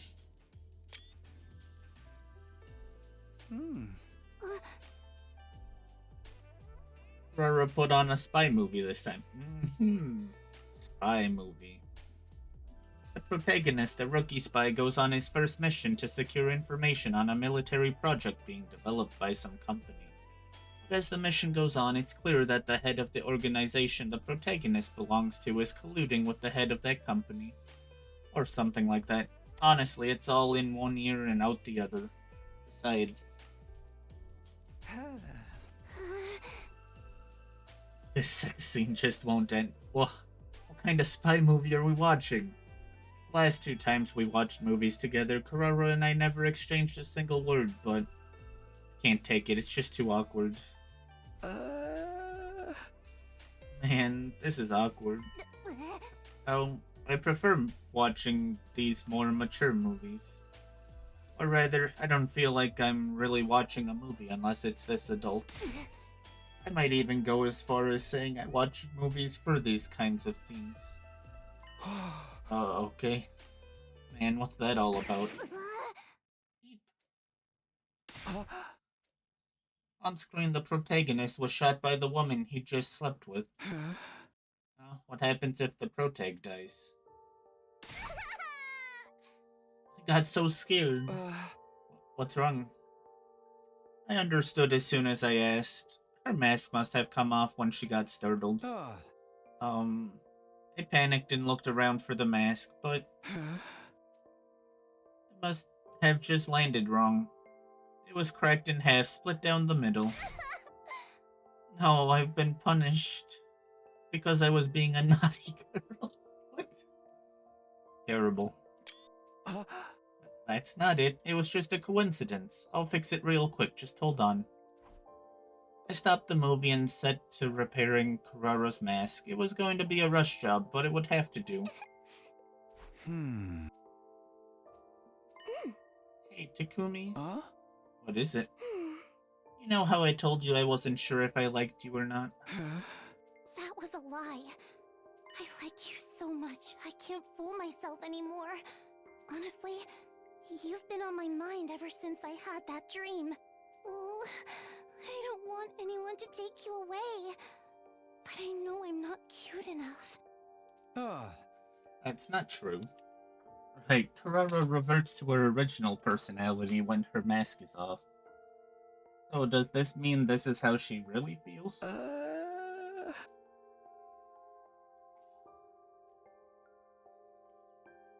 Here, it's only a temporary fix, but you'll be able to wear it. Thank you. Karara put the mask on, but her expression seemed sad. It was the same kind of face a person makes when they're saying goodbye to a longtime friend. Her personality changes when she takes off the mask, but it's not as if it erases the memories of what happens when she has it on. She definitely remembers what she was just saying moments ago. I'll be leaving for now. Yeah, see you tomorrow. It was more awkward than ever, than even the raunchiest of movies. I don't know what I'm reading here.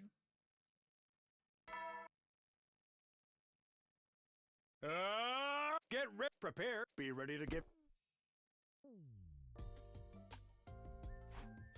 I was feeling a little anxious after what happened yesterday. I thought maybe Karara wouldn't even come, but sure enough, we meet again. We sure do. Possible she was still bothered by yesterday's event, but there she was anyway. Were you able to fix your mask? Yes, I glued it back together well enough. Small impacts like that won't be enough to break it anymore. Let's get on with the movie of the day. I wonder if she made sure this one doesn't have any awkward scenes. Ferraro's pick for the day was a superhero movie. The protagonist was just your average high school student. After hearing that criminals were popping up around the city, he hides his identity with the mask and fights as a hero. The friction of trying to live a double life, the suspense of wondering if his true identity will be revealed. It was corny, but I enjoyed it from start to finish. Actually, maybe I enjoyed it so much because it was corny. You like this feel-good stuff? Yeah, I'm not great with complicated stuff. I like something you can just have fun with. You enjoyed this one more than usual too, right? Excuse me? Why would you think that? Are you suggesting I'm some sort of single-celled simpleton like you? Well, no, but... Wait a minute. Did she just call me a single-celled simpleton? I wear a mask just like the protagonist. I figured it felt even more personal to you than it did to me. I see, so that's what you mean. It's true, the scene where his mask makes his scalp itchy hit a little too close to home. I was tearing up. Okay. She would focus on that. If I remember right, you wear the mask to project the confidence expected of an Osazuki. Lets you adopt a persona to hide your insecurities, right? Well, yes, but who told you that? Oh crap, that was something I heard about in my last timeline. Probably Moko. I'm so sorry, Moko. That muscle-bound moron has the loosest lips I've ever seen. But well, I wasn't hiding it anyway, so who cares? It's true, I do put on the mask to hide my insecurities. But what about it? Oh, I was just thinking it must be hard to push that down inside of you.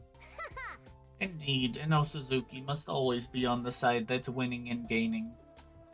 They must be strong, frightening, and grand. That philosophy is a part of me now, but it was tough when I was younger. I live my life with this nagging feeling that this isn't the real me. But you absolutely don't need to feel sorry for me. In fact, it's your funeral if you do. Being the daughter of a wealthy family means I never had to worry about money. And in some ways, putting in the effort comes easy. Easy how? It's stressful when you're riddled with anxiety and unsure what to do. But it was clear what I needed to do. I simply need to follow the path destined for me in order to become a person worthy of the Osuzuki name. My only real obstacle at the time was how much I hated myself when things didn't go how I wanted. I see. I understand what she's getting at, but it still strikes me as a little sad. It wouldn't hurt to be your true self in front of us, would it? What are you yapping about? I'm just saying, if it's ever hard or uncomfortable behaving like an Osuzuki, then there's no problem if you're the real Kuroro when you're with us. I could never do that. Being aware of my place as an Osuzuki is what makes me who I am. Telling me to throw that away is like bleaching a panda's spots. I'd lose my whole identity. Oh, well, you don't have to if you don't want to. I just thought maybe it'd be easier on you. Enough of your utter nonsense, drivel, and codswallop. And is it just me or is it hot in here? It feels like a sauna inside my mask. Feels the same as always to me. Oh, then it's not the room that's hot, it's... I'm leaving. Okay. But... thank you. What for? Nothing. Goodbye. What was that all about?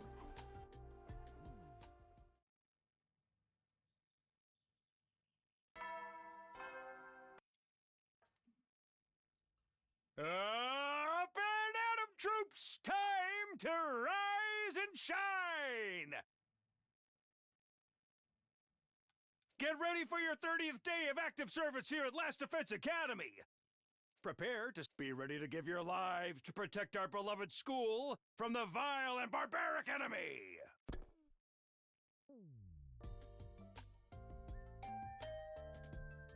As per usual, when did this become the usual anyway? Roro came into my room without waiting for me to invite her in. Or that's what I expected to happen, but... Huh? It's me, can I come in? Moko, of course. Check. Hey! Oh yeah, brother, the Mokester is here. Something wrong? Hey! Oh, didn't Kuroro tell you? Today's day 30. What about it? She really didn't tell you. I decided that while the game is on, you'll have a meeting with me on every day that's a multiple of 5. Meeting? Yep, I'm gonna interview you about your love life with Kuroro and get every last juicy detail out of you. Yeah! As your game master, I need to know how things are progressing. I see. If I remember correctly, the whole point of this game is to avoid conflict. And I guess it's not at all unusual to have regular meetings to make sure our relationships aren't being strained. Okay, let's relocate. Isn't here as good a place as any? Oh my gosh, Takumi, you're so naive. A maiden like me might have a heart attack if she's alone in a room with a boy. There's a 0 chance of me getting worked up over her, but Moko is right. Maybe I've gotten so used to my routine with Kuroro that it's made me numb to these kinds of worries. Well, even if I did feel some type of way, Moko would set me straight in a matter of seconds. But I guess I'm not supposed to bring that up. Thank you kindly for attending this meeting. Oh. Okay, sure. Please take a seat. Pardon me. I've brought you here today for our first meeting to discuss your romance with Carrara. Indeed. I look forward to working with you. Wait, what's with the glasses? Why are we being so formal? You know I love some pageantry. Not really. Ugh. Well, if they're gonna make you unnecessarily tense, I'll take them off. Hey! Well, better. Yeah, now I can relax. Well then, let's get right to it. How are you feeling? How am I feeling? Obviously, I mean about Carrara. Are you all melancholic and wistful because you've fallen madly in love? Or are you not feeling any sign of the burning fire of love inside? I wonder. Honestly, I did feel kind of a rush. Carrara's mask came off and I got to hear her true feelings. Her true feelings. She told me she wasn't really sure if she likes me, but in reality, I've been on her mind ever since she had that dream, and she doesn't want anyone to take me from her. You're right. How could you not feel your heart skip a beat after that? But I don't know if that means I like her.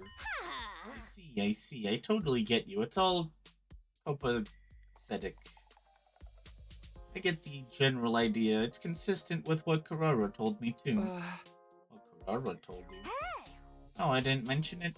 I've already had a meeting with Carrara. I can't look at things objectively without hearing both sides, right? I see.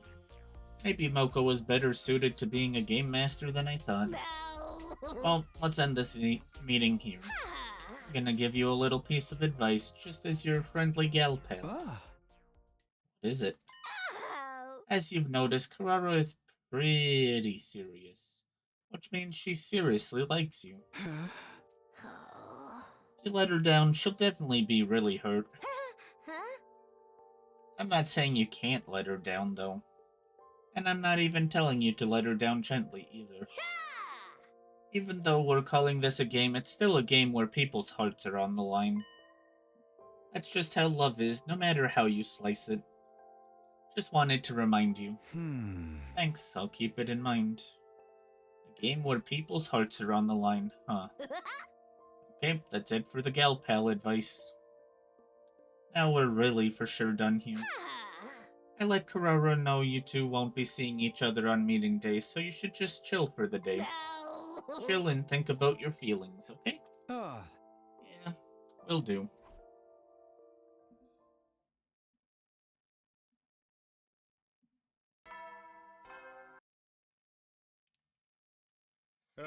Get ready, prepare, be ready to give your.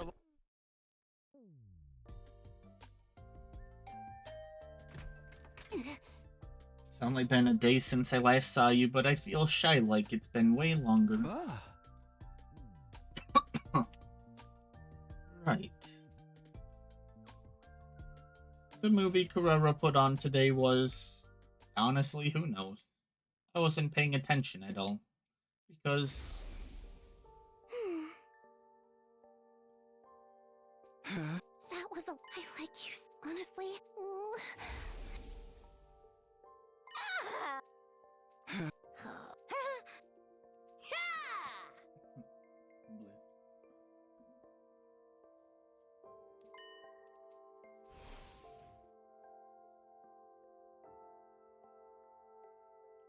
I'd been thinking about what Moko said ever since our meeting, but I couldn't find any answers. Do I like Carrara? Could I like her? Will I hurt her? Can I forgive myself if I do? But one thing was for certain. I wanted to be sincere with her. But the more I thought about being sincere,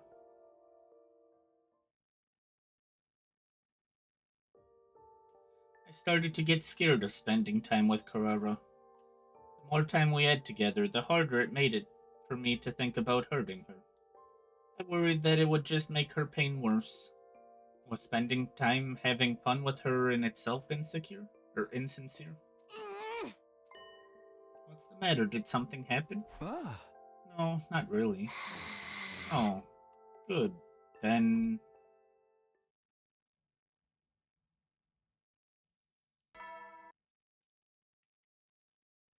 Get ready, prepared, be ready to give your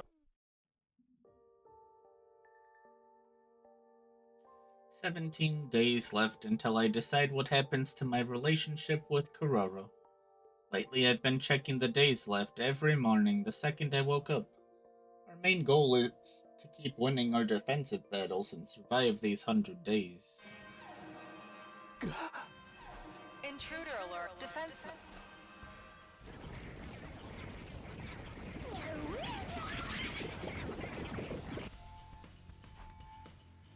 Damn, it's like the enemy could read my mind. I need to focus solely on the fight now. Off to the war room. Everyone had filtered into the war room one after another after hearing the alarm. Okay, that's everybody. Oh, right. I know we were all out of sorts for a while, but can we go ahead and say Takumi as team leader again starting today? You managed so well without me. Do you really need me to lead? Apparently, I'd been appointed team leader on day 4. That was just what I was told anyway. I have no recollection of it. Pretending to be humble, are we? This is your first battle since getting back, so lead us like you mean it. He's right, I don't want to have to think for myself. You might be back now, but I'm still the MVP here. Got it, if that's what you guys want. Leader, the ladies love, you're just like the hero of a shoujo manga. Oh! Yes. Did I say something weird? Wait, you know about my love life situation? Oh, I didn't mention it. Everybody knows we're running a game to win your heart. The whole thing could cause some serious trouble after all. That's why I thought I'd better share with everyone ASAP. Hey Takumi, I bet that you're gonna get rejected by all of them. Don't go acting too chivalrous. Don't bet on my love life. There's only weight on my mind as I mumbled my retort. As far as I could tell, she didn't seem inclined to join the conversation about my love life. Somehow I felt relieved. These invaders sure know how to surprise somebody. How are they going to make it up to me if being woken up by the alarm makes me break out? I miss how mentally prepared we were when the artificial satellite was contacting us. Artificial satellite contacted you? Oh yeah, we didn't tell you were Hiroko yet. I guess it just slipped my mind. In a nutshell, the satellite reached out to Syria ahead of the battles on day 7 and day 9. They told us to be on the lookout because they had information that the invaders would attack on those days. But I guess the enemy must have found out because we haven't heard anything like that since. I see. That didn't happen in my previous 100 days. Just a little change in trajectory, no need to think too deeply about it, right? Hey! Well, we're just going back to where we started, so don't worry about it and just give it your all. You're right, now's not the time. Let's beat these invaders freaks to a pulp.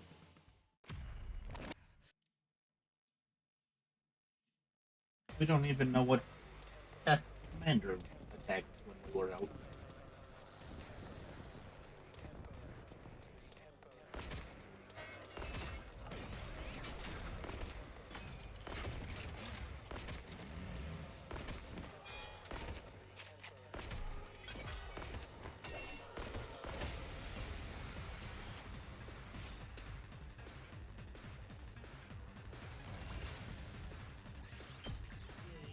Settle.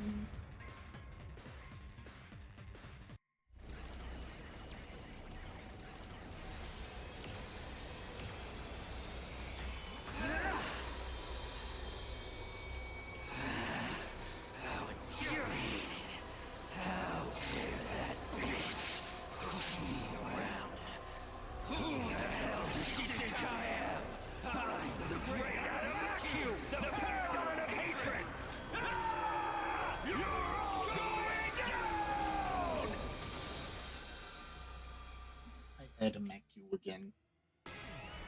Like the 20th time.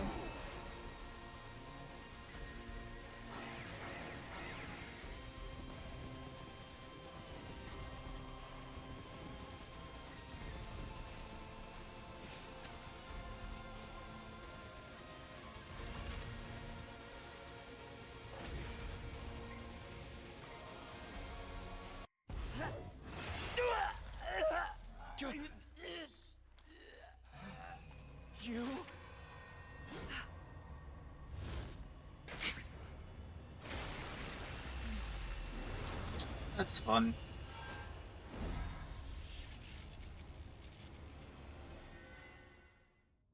An offering to my magnificence.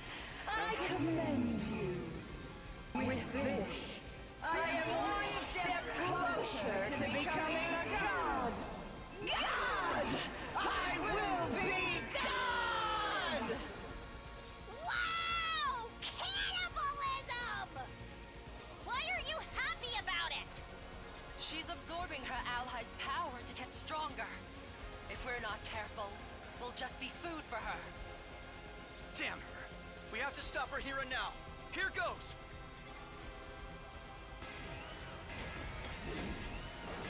Bow down! Paragon of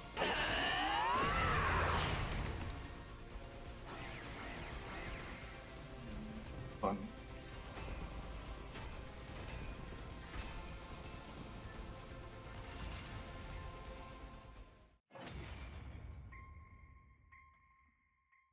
I am the paragon of hope, freshness. To inflict such a grave wound on someone as great as I seem to have underestimated you. I won't let my guard down. Slowly but surely, I will gain power. And when I have it, I'll become God! With a fearless smile on her face, Freshness took her leave.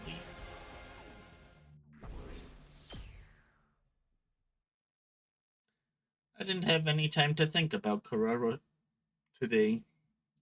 It was the first day in ages where she wasn't front and center in my life. I wonder how she's feeling.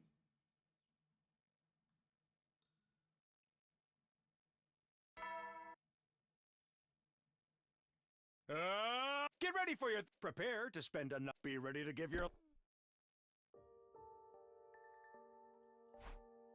16 days left until I decide what happens to my relationship with Carrara. The moment I woke up, I counted the days as part of my routine. I wonder what I'll decide to do about our situation. And I wonder how the two of us will feel about it. Once again, I was contemplating questions with no answer until... It's me, I'm coming in. You bet. Today I'm not gonna overthink. I'm just gonna focus on my time with Carrara. What's with you? You look awful. Are you still tired from yesterday? I feel about the same as always. Anyway, what kind of movie are we watching today? Osuzuki Cinema is closed today. Huh? Osuzuki Cinema? Wait, that wasn't the part I had questions about. Closed? As such, we'll be going on a date today. I'm not following.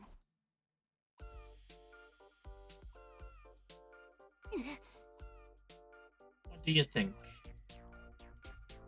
Oh yeah, tomato head!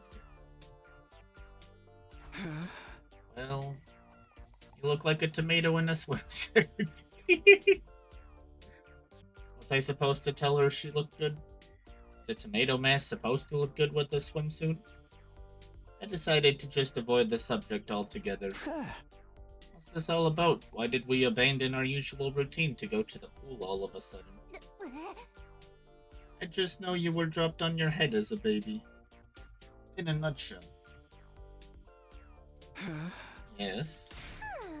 This is a reward for your hard work yesterday. Get what she's trying to say, but unfortunately, I'm pretty vanilla. I didn't have any niche tastes, like for example, a preference for girls in tomato mask wearing swimsuits. But I guess it's the sentiment that counts. Thanks, I really appreciate it. You'd better. You decide to have a little fun by yourself tonight. I want you to have a vivid image in your head. I'm not gonna do that. Anyway, come here. Aurora immediately turned away from me and started to walk. But now... No, just do as I say.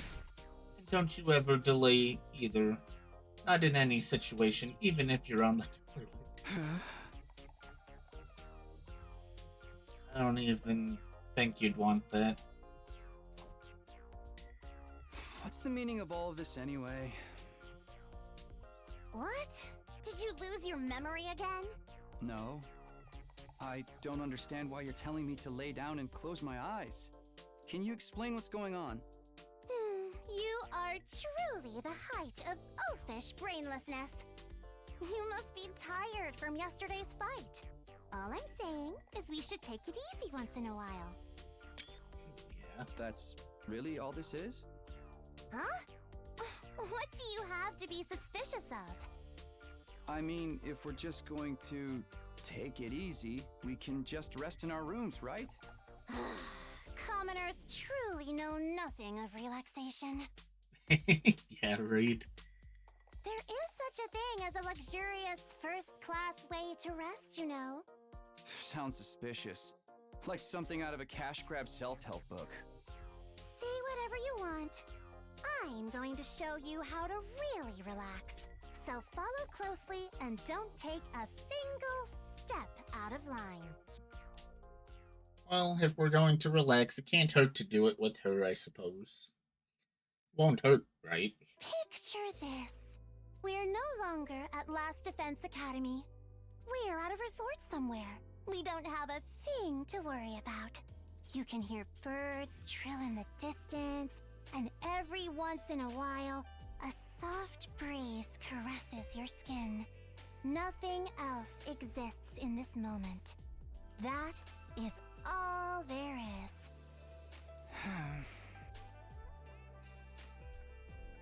Try to imagine it how Kuroro described it. We're no longer at Last Defense Academy, we're at a resort somewhere. Birds trill in the distance, a soft breeze. We fell asleep here. Hey, are you going to sleep forever, you idiot? If you don't wake up this instant, I'm gonna shave half of your head bald and you'll look like a greasy metalhead. No, anything but that. You are at the deepest, most relaxed point of your sleep cycle. Now you understand, right? This is the first class resting technique of the Osuzukis passed down through the generations. Yeah, thanks so much. Somehow my body and soul felt more refreshed than it did after a regular night's sleep.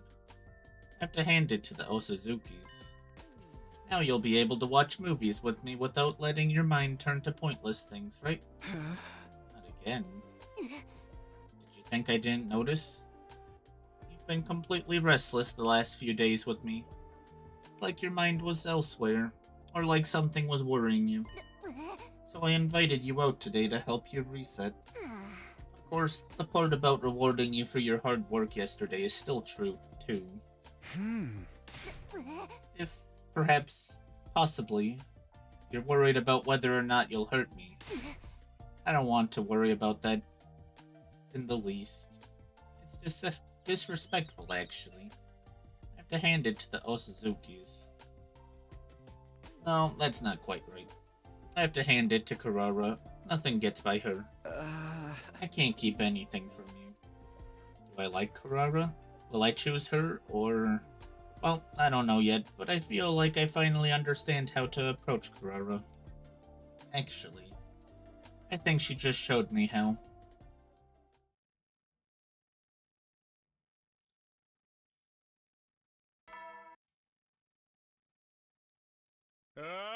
Get ready for... Prepare. Be ready to give your... What happened yesterday seemed to give me some kind of closure. Today I'll be able to face Kurara again. I was feeling reassured when... Hey! Knock, anyone home? Ha! Takumi, you're there, right? Today's day 35, a multiple of 5, which means I have a meeting with Moko. Well, how's the romance going? Did you confront your feelings? I sure did. I reported everything that happened the past 5 days to Moko. I told her I was scared of potentially hurting Kurara with my answer. Told her that my fear made it hard for me to fully face Kurara when I spent time with her. I told her that I felt prepared now thanks to Kurara's help. I see. Oh, the ups and downs of youth. Just listening to it puts a thrill in a girl's heart. Stop talking about it like you're watching a drama. Well, you kind of are now that I think about it.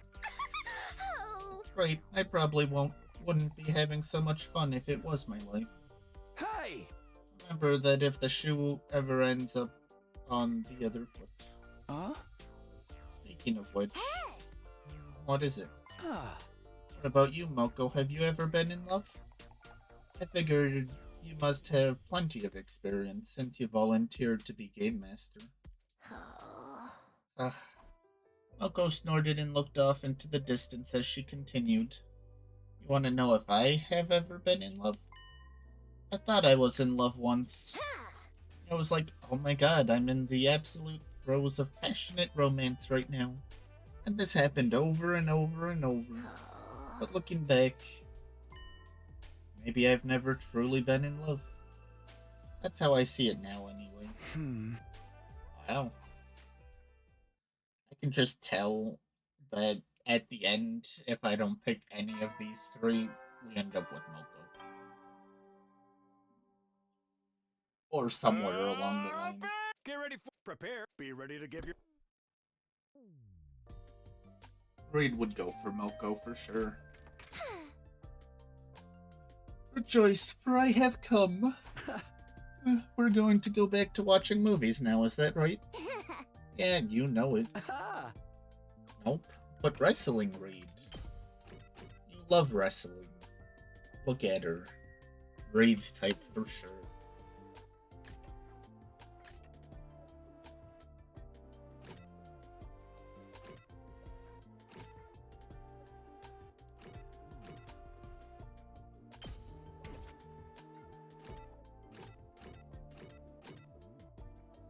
Much muscle, that's fair.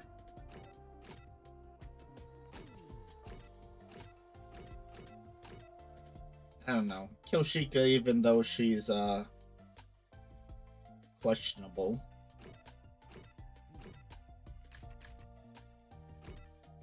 Zomi's nice. Honestly, there's a bunch of nice ones.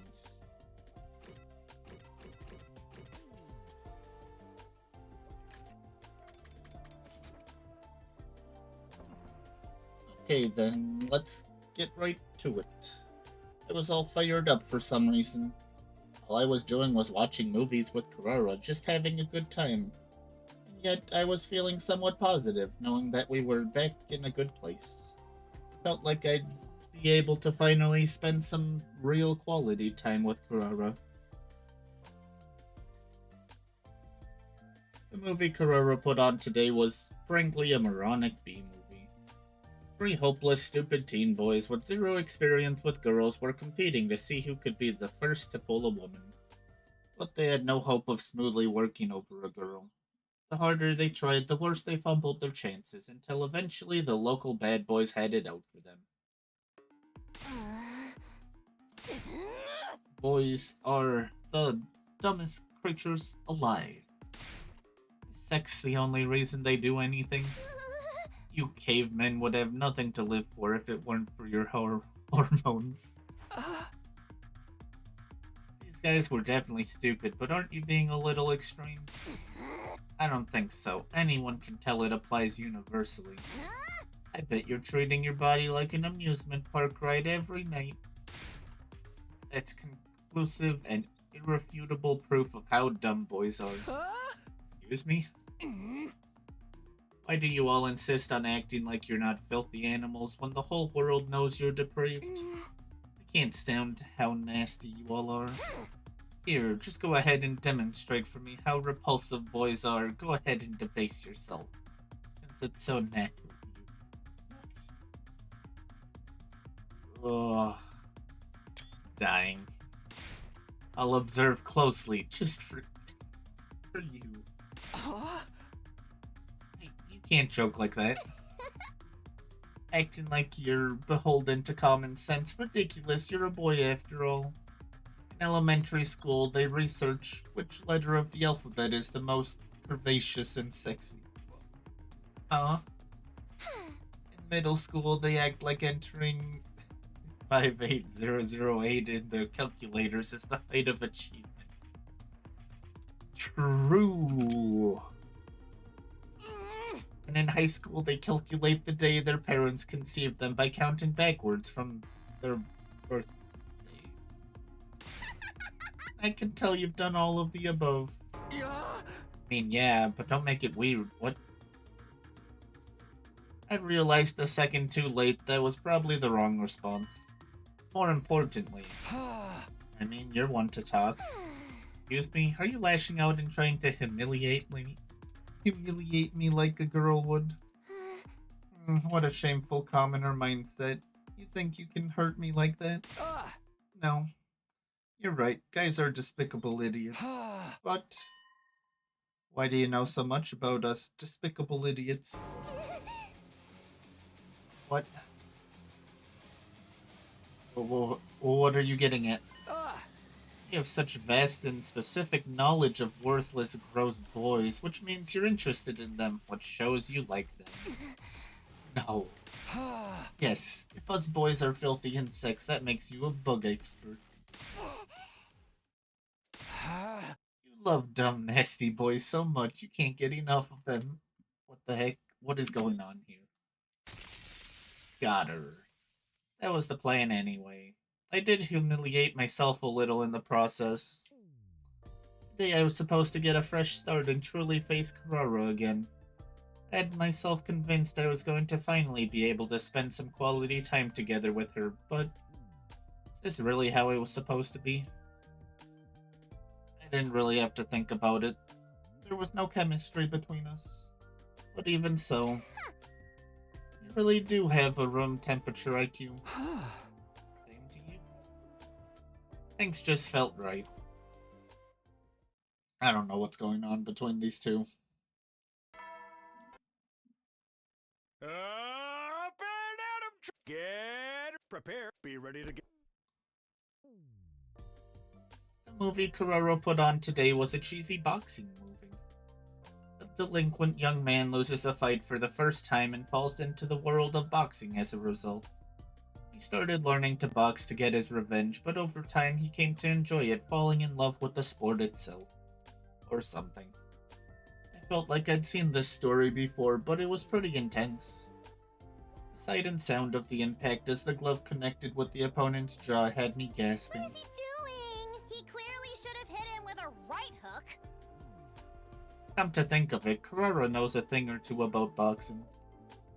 Maybe that's why she seemed way more absorbed in the movie than I was. Yeah, that's it. Give it to him. Protagonist's opponent was knocked straight to the floor.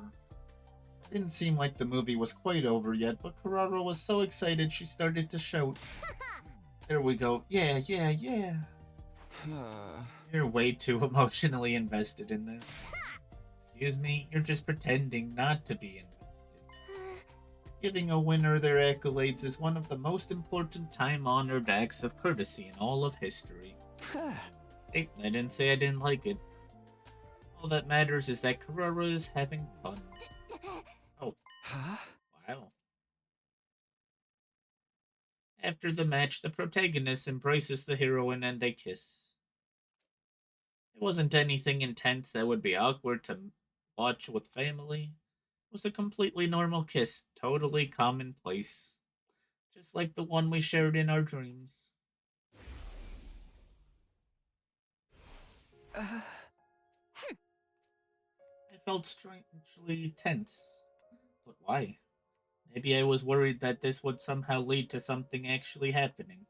Or maybe I was worried she could tell I was thinking about that dream. I wasn't sure why, but I definitely could feel my pulse speeding up in my veins. Makes you think about that dream, doesn't it? Sure does.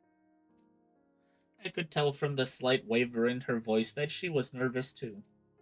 I guess it's only natural anyone would be nervous after having a dream like that and then seeing it play out in a movie. But still, would my heart be racing like this if it wasn't Carrara beside me?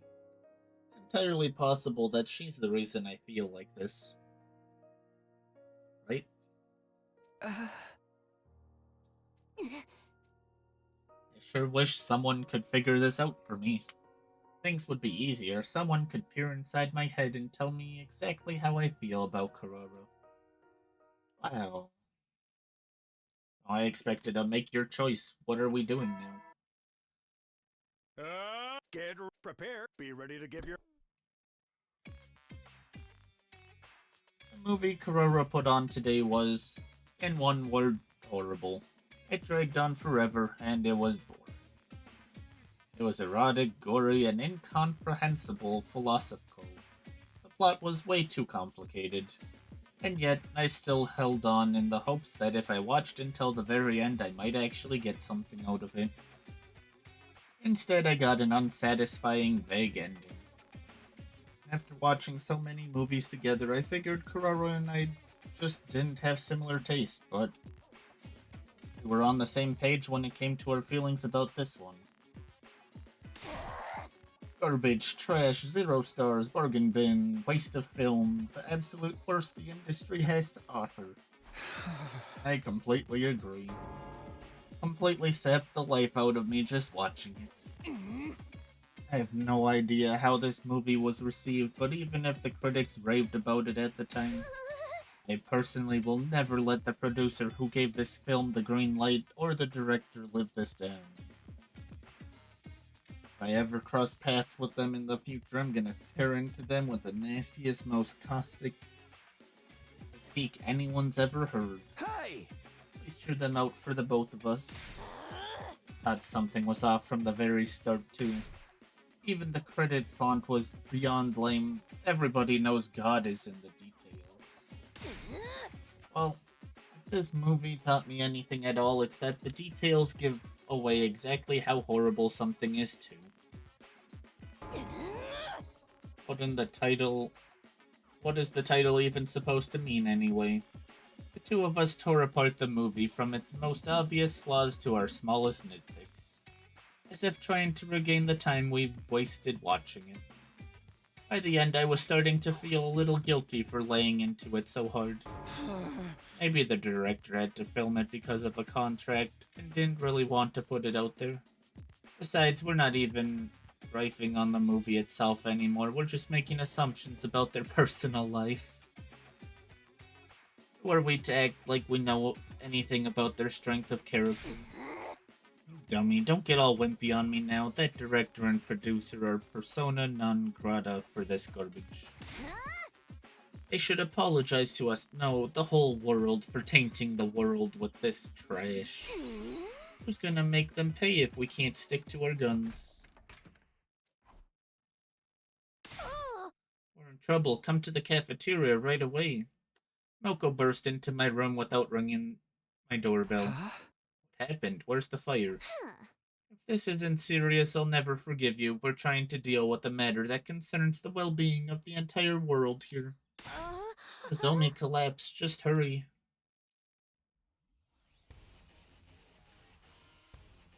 When Kurara and I arrived at the cafeteria, everyone was there except Nozomi.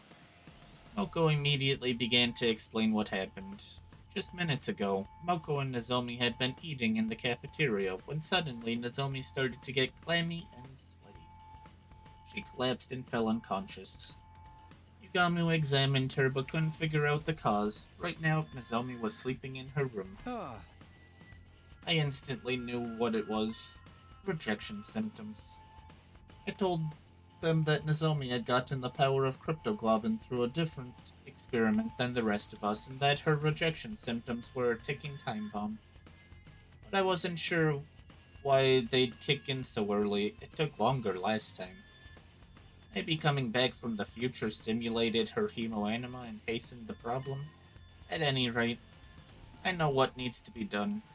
We have to get her to absorb hemoanima. If we do, we can control Nozomi's rejection symptoms. There was just one issue. I only knew this because it wasn't my first time whiffing it out. I couldn't tell them that. I couldn't let them know about the time travel for their own sakes. Did I misread?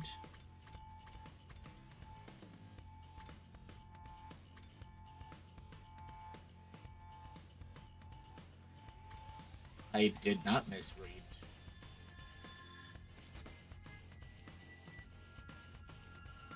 But there was no way I'm just going to let Nozomi succumb to this. Which means I might know how we can help her.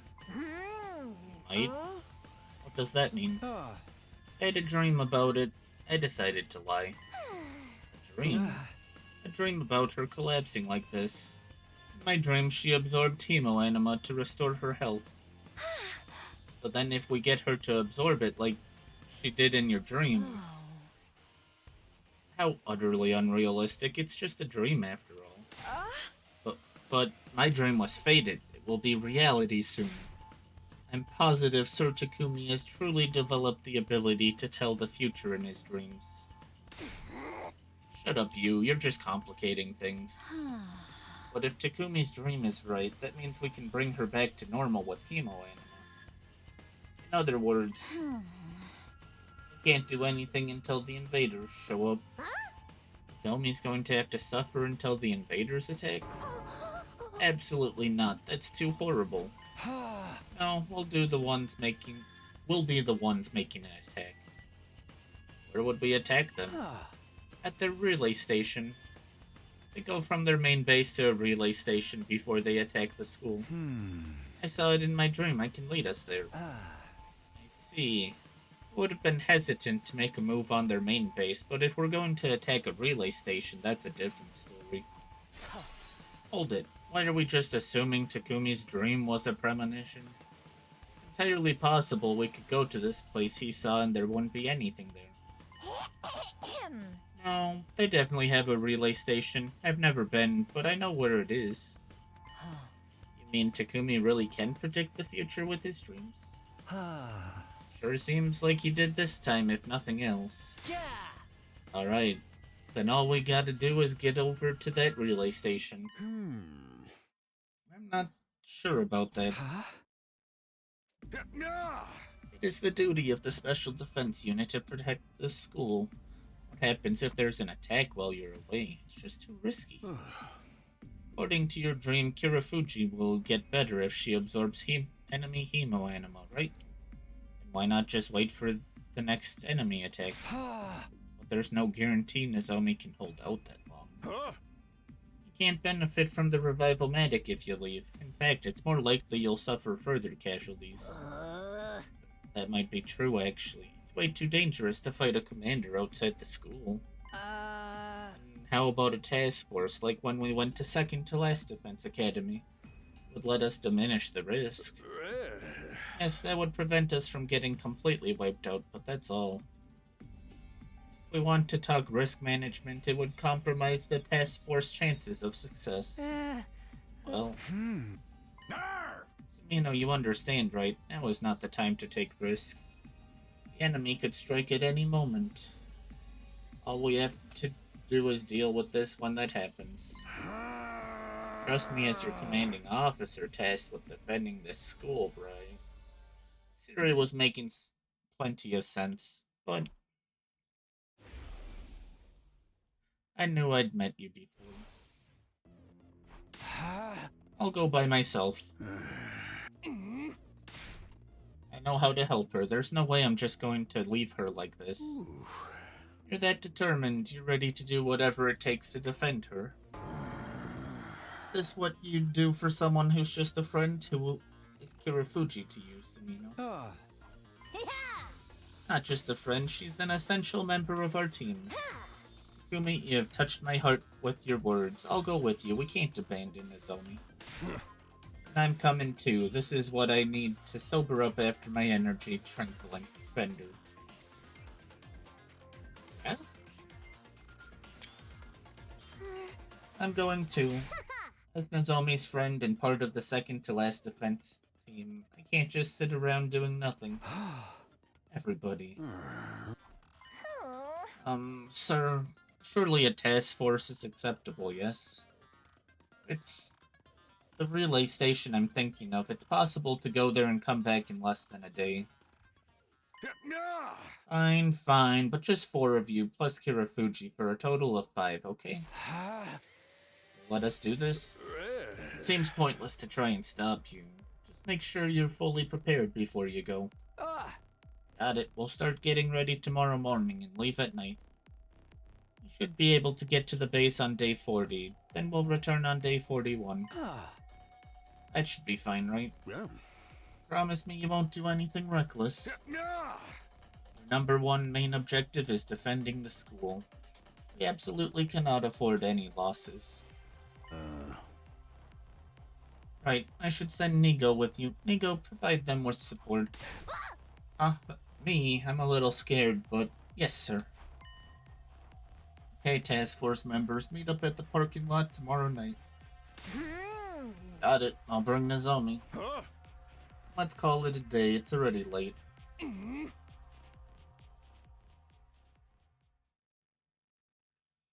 Alright, I need the bathroom. So I'm a running ahead. And we'll be back shortly, so feel free to get up, stretch, grab a drink, and we'll be back shortly. Up and Atom troops, time to rise and shine!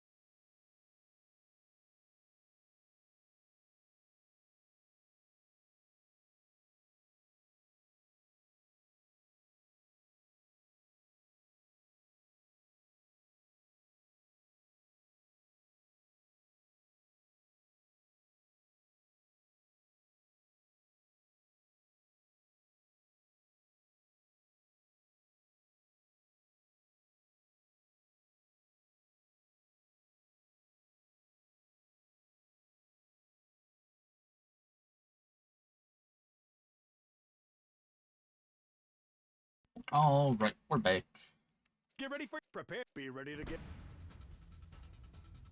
I'm going to save Nozomi no matter what. Once I was done getting ready, it was time. Here you are, Mr. Samino. Are you ready? As ready as I'll ever be. It was that very moment that Nozomi and Moko showed up. Hey! Sorry for the wait, my friends. Sorry for being late. Nozomi, are you okay? Yeah, my symptoms have settled down today. More importantly, I really want to apologize. I'm making everyone go to such absurd lengths for me. Oh, enough already. If you have something to say, let's try thank you instead of sorry. Yes, you're right. Thank you, everyone. We're gonna have to fight these peasants eventually anyway. Dealing with them now will just make things easier later. We'd be killing two birds with one stone. We might as well show them what the hell we got and fuck up that base real good. Yeah, let's pummel these creeps so hard they won't have the nerve to attack again. Well, I'm feeling a bit anxious. Why don't we get going? Got it. We'll infiltrate the enemy base and take out the commander's station there. And Nozomi will absorb his hemoanima. We ready? Oh yeah, man. I got this. Here we go. They boarded the school bus and immediately left for the enemy base. Nigo took the wheel, and while occasionally tending to Nozomi, we made our way to our destination.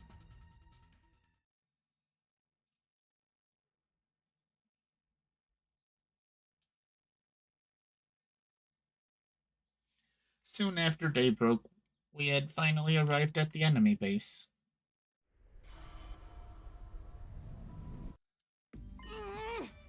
The space is bigger than I imagined. What? You scared? Just means there's more fun for us. More for us to go wild on. Want us to charge right in?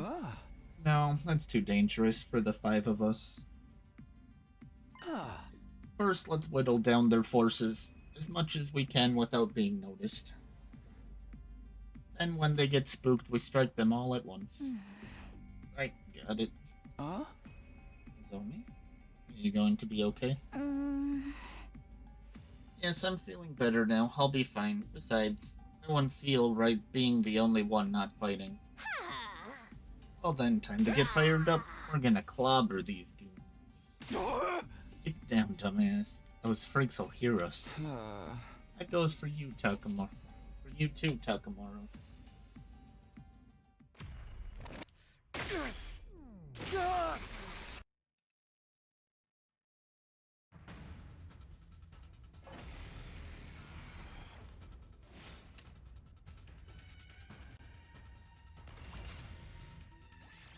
Oh, this one actually makes you eliminate them in one turn.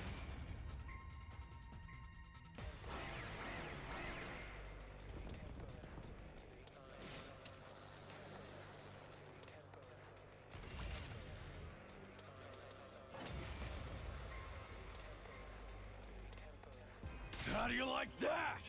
How's it feel to be the ones getting attacked, huh? What about the commander?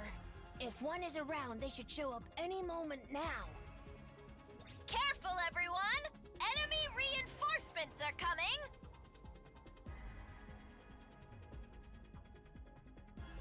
It happened right after Nigo warned us.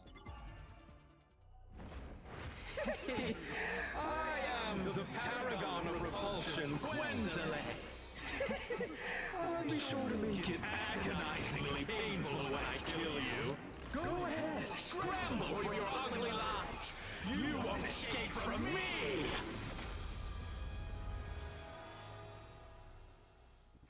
The bastard is flying around in the goddamn air! I'm gonna knock you off your smug perch, asshole! This makes things a lot harder! I'll handle this! Kurata, I'll whip up some surface-to-air artillery with my specialist skill and knock him down in one shot! Okay, take it away. Everyone else, cover Kurata.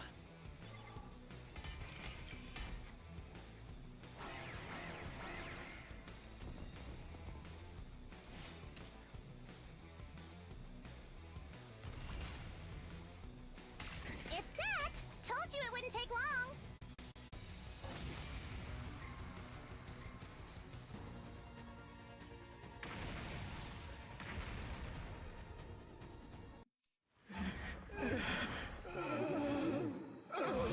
Down he goes. And that's how a true lady slaughters her prey.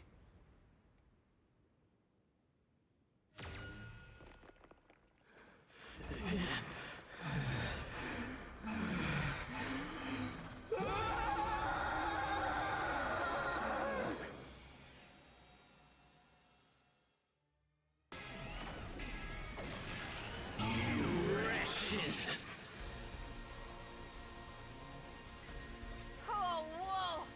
Oh gosh, it's pretty tough! But at least he can't fly anymore. Let's fuck him up!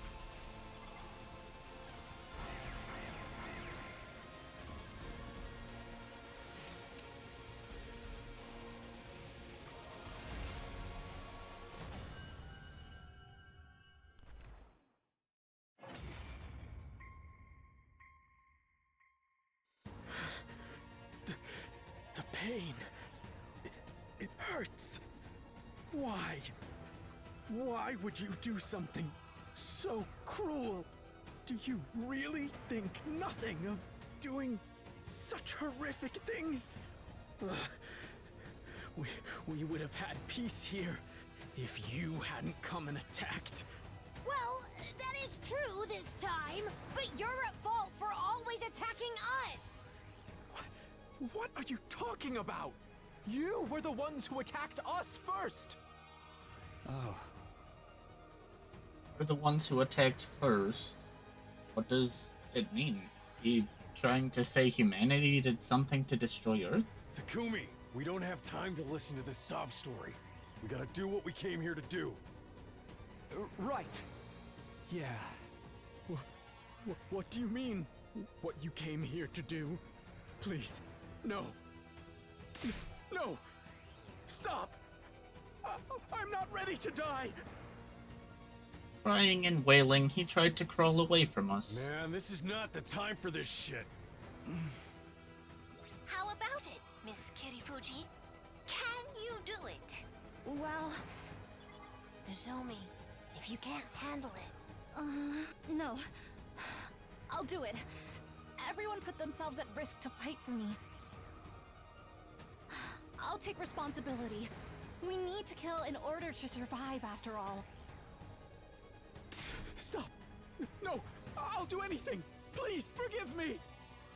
Nozomi, it's best not to listen to your victims' pleas. Hell with this guy. Do it, Nozomi. No! Stop! I'm sorry. We have to win this fight. No matter what it takes, we have to win. For the sake of all of humanity. Stop! You demons! Curse you! I curse you!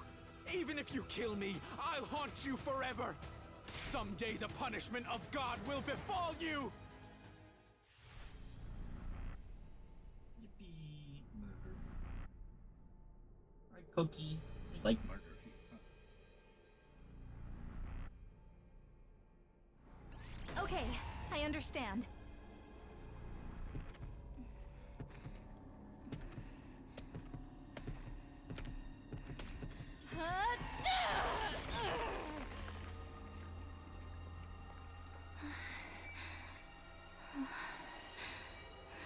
I'm sorry.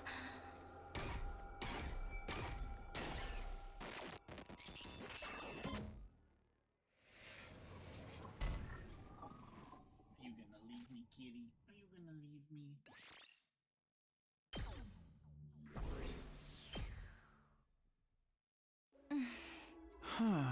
Did it work? Do you feel anything? Yeah, my fatigue is gone, and my fever is going down. I think I'm gonna be okay. Looks like it worked. Hey, Nozomi, it was totally worth coming here for this. Now we have some peace of mind. Yeah, thank you truly. Now I can fight with everyone again. I'll fight with you all until the very end. We will win. Together. There was something awkward about Nozomi's smile as she said this. I'm sure the image of the commander's last moments is still lingering in her mind. But, thank goodness. Yeah. Huh? The hell's your deal, man? Are you crying? Yeah. No, I'm just a little exhausted. Well, I'm sure everyone else is worried, so let's hurry back to the school. All aboard the school bus. We boarded the school bus and made our return voyage to Last Defense Academy. Nobody said anything on the bus. Sure, part of it was exhaustion, but despite saving our friend, the episode had left a bitter aftertaste in our mouths.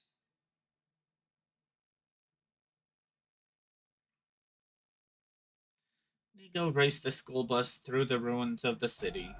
When day broke, we were safely back at the school. No sign of an attack. Looks like everything's all clear here. I cannot believe that the great Kurara Osuzuki had to sleep on a bus for 2 nights. Bus trips are part of the pro wrestler package, but they are exhausting. You were conked the hell out the whole time. That was one problem solved, but Nozomi's expression was gloomy. I was feeling much the same. I was relieved we were able to save Nozomi, and I felt accomplished because we did what we set out to do. But I kept hearing the voice of the commander and his curse replaying in my head. Makes me wish I couldn't understand them. We'd be better off if they were just some incomprehensible enemy. Hey! Hello, Takumi, you still there? Are you okay? Oh yeah, I'm fine. Just a little car sick.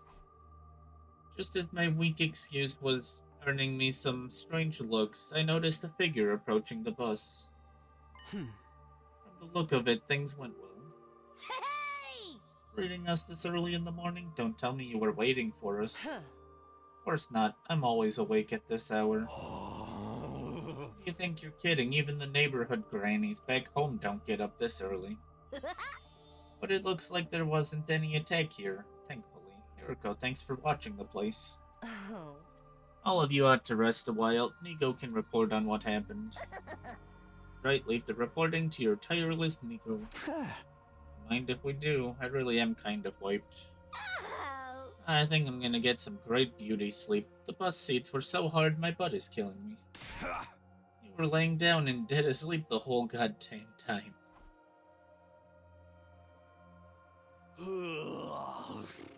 Catch you later. Sleep tight. Zombie, you better rest up, okay? If you break out from lack of sleep, it would be a waste of your beauty. I will, thank you. With that, I was about to take my leave and go to my room when... Takumi, do you have a minute? Huh? Sure, what's up?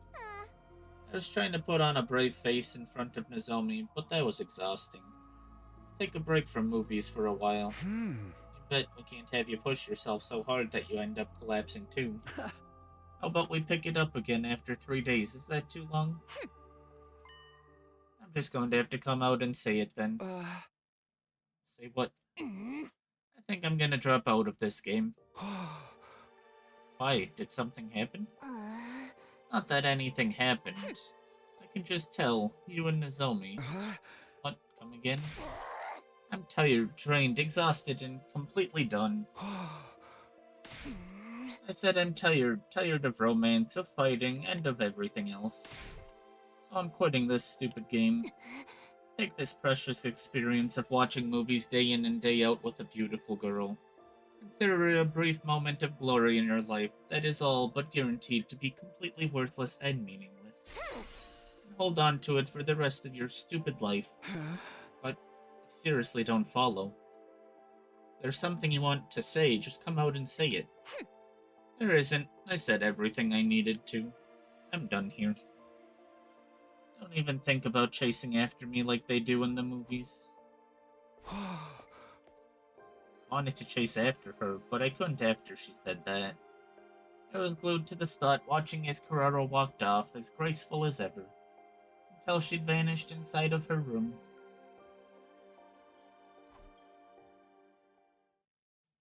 Well, we got dumped, Reed. It's over.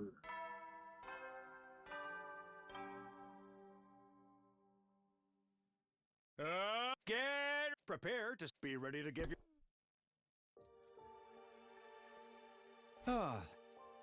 I recalled what happened with Carrara yesterday as soon as I woke up.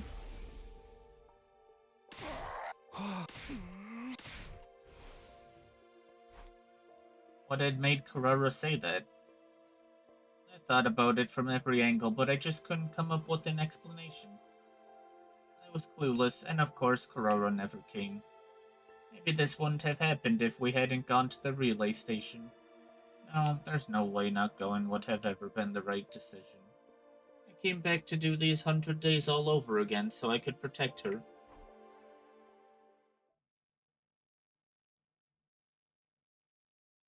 There was no sign of Carrara today either.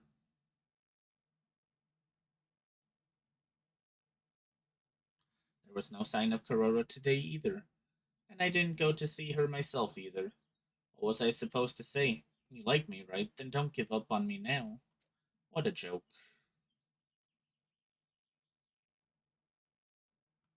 There was no sign of Carrara that day either. Carrara? I ran over to the door, but when I opened it, I saw...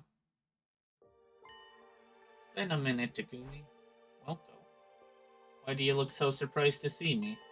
Did you forget we have a meeting today? But is there any point? Carrara dropped out.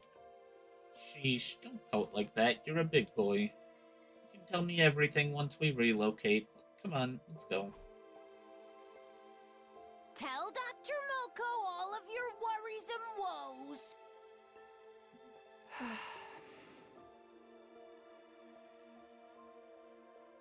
I was honest and told her about how a distance had grown between Carrara and I. I see. I so totally and completely see. That's supposed to hint at something. Do you know what caused this? Wait. You meet with her before you meet with me, right? Does that mean you've already heard what About what happened from Karara? Yeah, you're right. I did already meet with her. I asked her what happened to make things go so wrong. But it was more like I was confirming with her what I already knew. It's obvious what the issue is. It's a mystery to me how you could be so clueless about it, Takumi. So even you know what the problem is? But seriously, I can't come up with anything. Boys are so slow. And how about you let your game master explain? Please do. Karara got scared. She's scared about the possibility of getting rejected or losing out to another girl even after putting herself out there. She's scared she might never get to be with you again.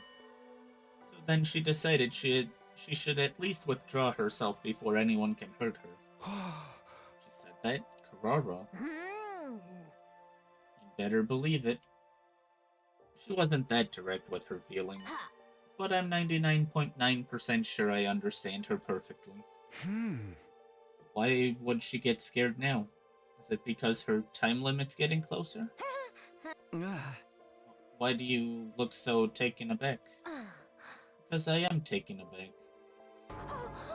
While boys are a million, billion, trillion times dumber than I ever imagined. Hey! Oopsie, sorry babe, don't sulk, I'll explain everything. The reason Karara started to feel this was because of your tears. Tears. Remember when Nozomi recovered after you beat that commander at the relay station? Thank God. She saw that and it made her think. She thinks the one you truly love is Nozomi. Hey, that's not what that was about. But I thought the same thing. Seeing you cry, I just felt it. It wouldn't be hard for anyone to conclude that after seeing you shed such emotional tears.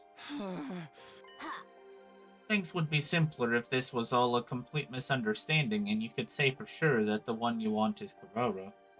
Then you'd be able to run straight into her arms and hold her close. If you could do that, we'd have our happy ending faster than a microwave dinner. Well, I take it you're still not sure if you like her then. I was ashamed. I silently nodded. I see, but you don't have to worry so much about it. There's still time before the Karara road is over. 5 days. Maybe not enough time for me to tell you time heals everything, but still some time. You're not helpless. Think about it, mull it over. Take your time and really think. About what you feel for Karara.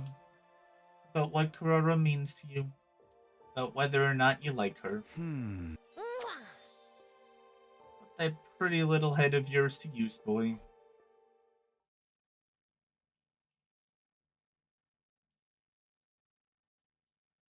There was no sign of Karara today either. I watched a movie on my own. It was one I'd already seen with Karara. It made me think about my time with her. Karara smiled during this scene. Karara sniffled during this scene. Karara clicked her tongue during this scene. Karara tilted her head during this scene. Karara did a little clap during this scene. And in this scene, I liked watching movies with Karara. There was no denying that. But how do I really feel about her?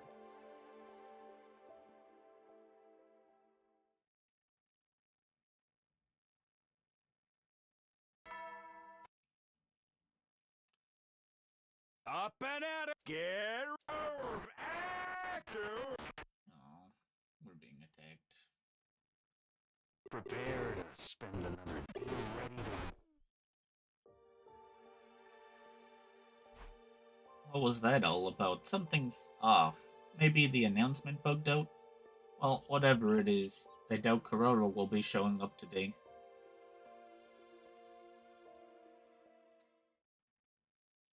Huh?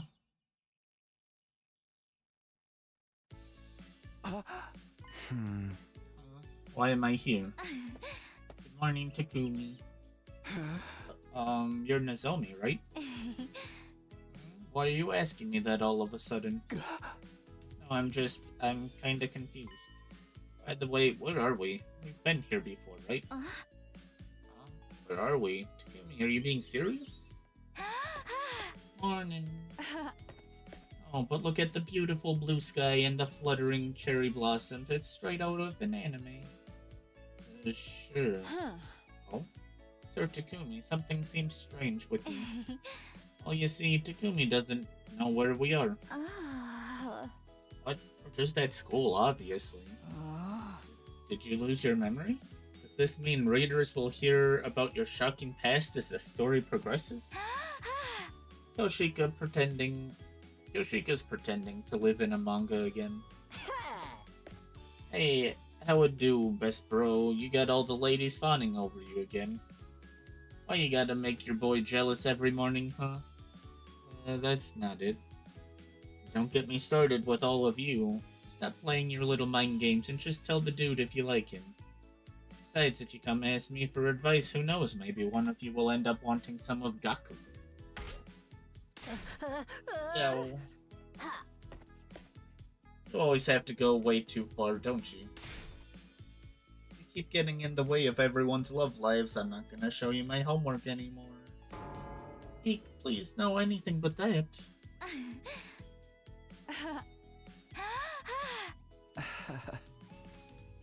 Well, whatever. I'm a little confused, but we're all having fun. No sense in worrying then. Ow. Oh, what's wrong? Are you being attacked by some villain's ability? I suddenly felt this pain like someone hit my cheek. What are you, sleeping? How? Seriously, are you okay? I knew it. This is a long-range one. Wake up. How? Toughen up and show me the man I fell for. That's right. I'm the leader of the SDU. And the guy currently romancing Kurara Osuzuki. Takumi Sumino.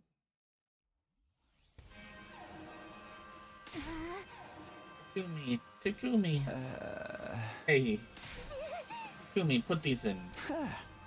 Earplugs. Just do it. Without knowing why I inserted the earplugs, Kurara handed me. Then she pulled out a notepad, scratched something down, and showed it to me. I think the enemy is attacking with sound waves. I understood immediately. It was the one we fought last time. But I don't remember hearing anything before passing out. Now, it's entirely possible that they're using an attack with frequency inaudible to the human ear. But Kurara, how are you?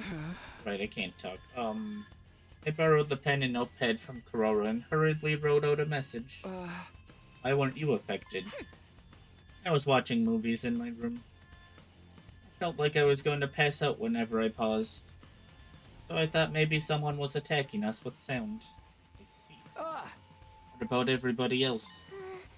They're probably knocked out, clueless. Let's go help them. I looked in Kurara's eyes and nodded. We ran out of the room. We split up and woke everyone up. Thankfully, we'd managed to snap them out of their trances, but because our ears were plugged, we were in the strange situation of needing to coordinate an attack without being able to hear each other.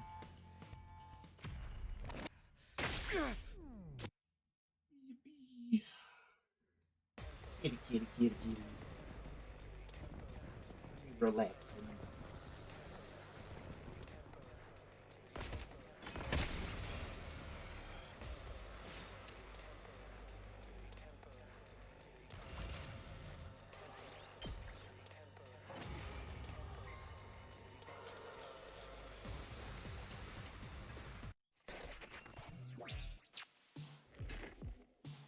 Noisy one.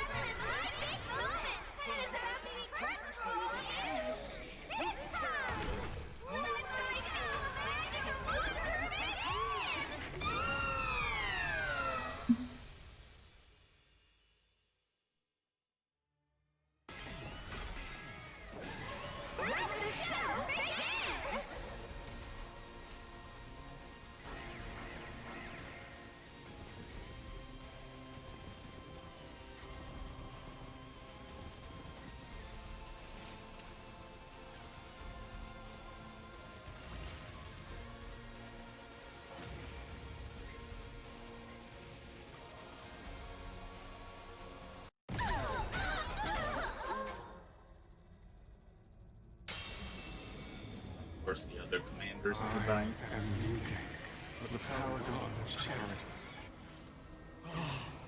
I was too late.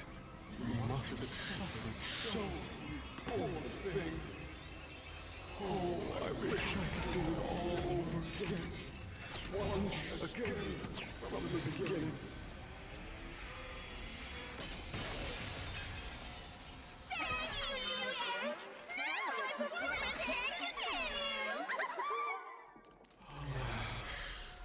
Every time I step onto the battlefield, I am filled with nothing but the deepest regret.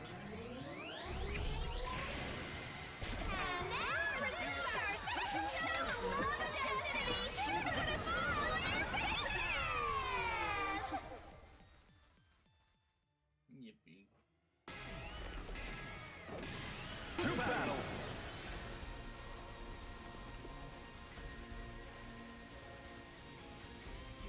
Rewound time and brought her back. What an annoying ability. We'll have to defeat that one first.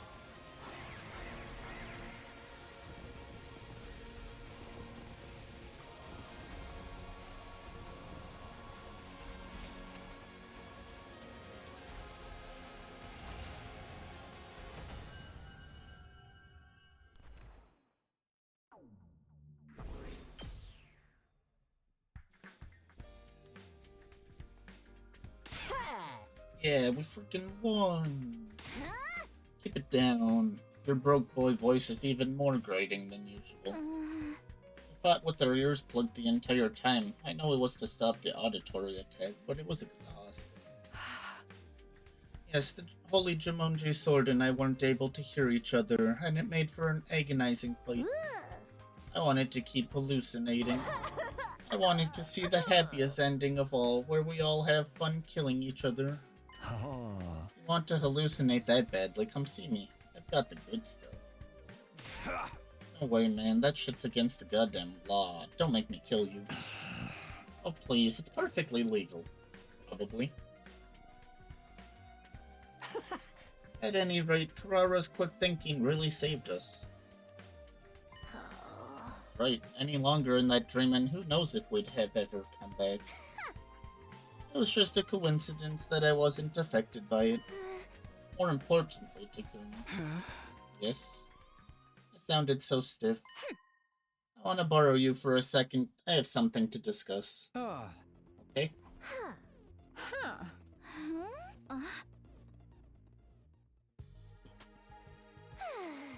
Sorry to take up your time after you just got done fighting. No, I don't mind at all. But you want to know why I did what I did, even though I quit the game, right? Yeah. This goes against everything I stand for and is completely humiliating, but I take back what I said about quitting. You're okay with it, that is. Of course, I don't mind at all. What happened? What made you change your mind? I watched a movie. It was the first one I ever saw with you. Do you remember? I do.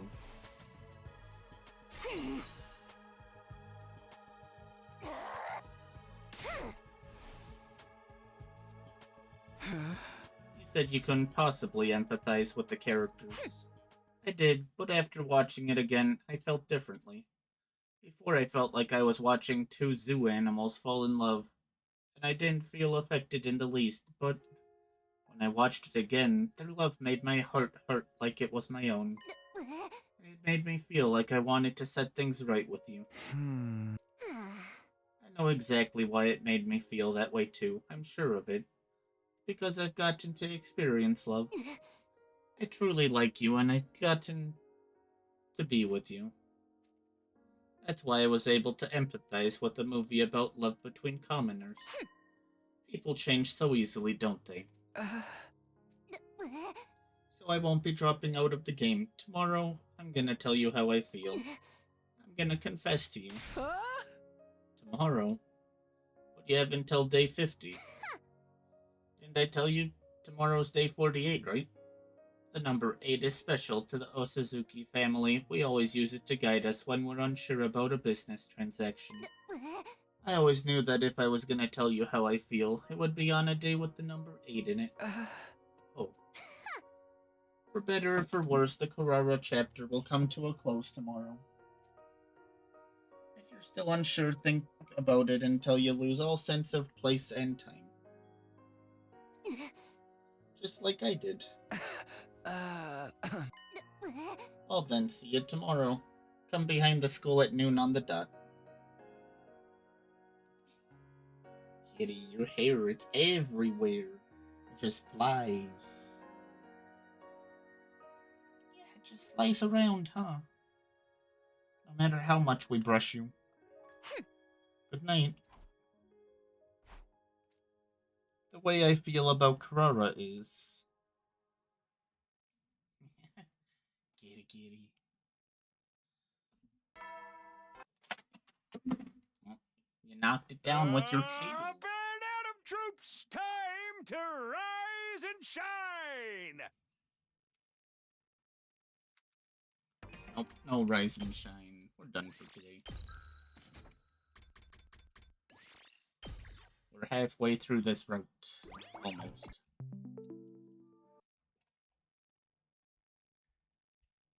Kitty, kitty, kitty. What are you doing?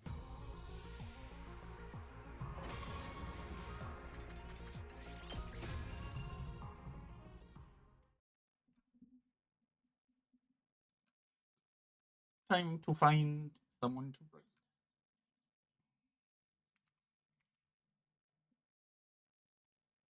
Someone playing horses.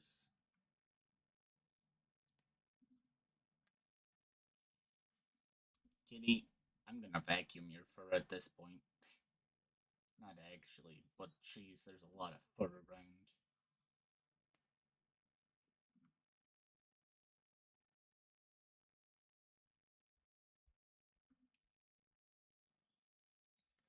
Yeah, you shed a lot, huh?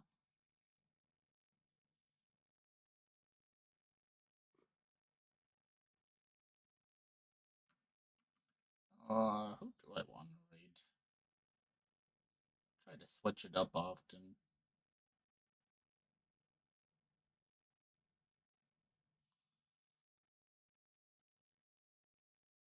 Sure, why not? We'll read this one.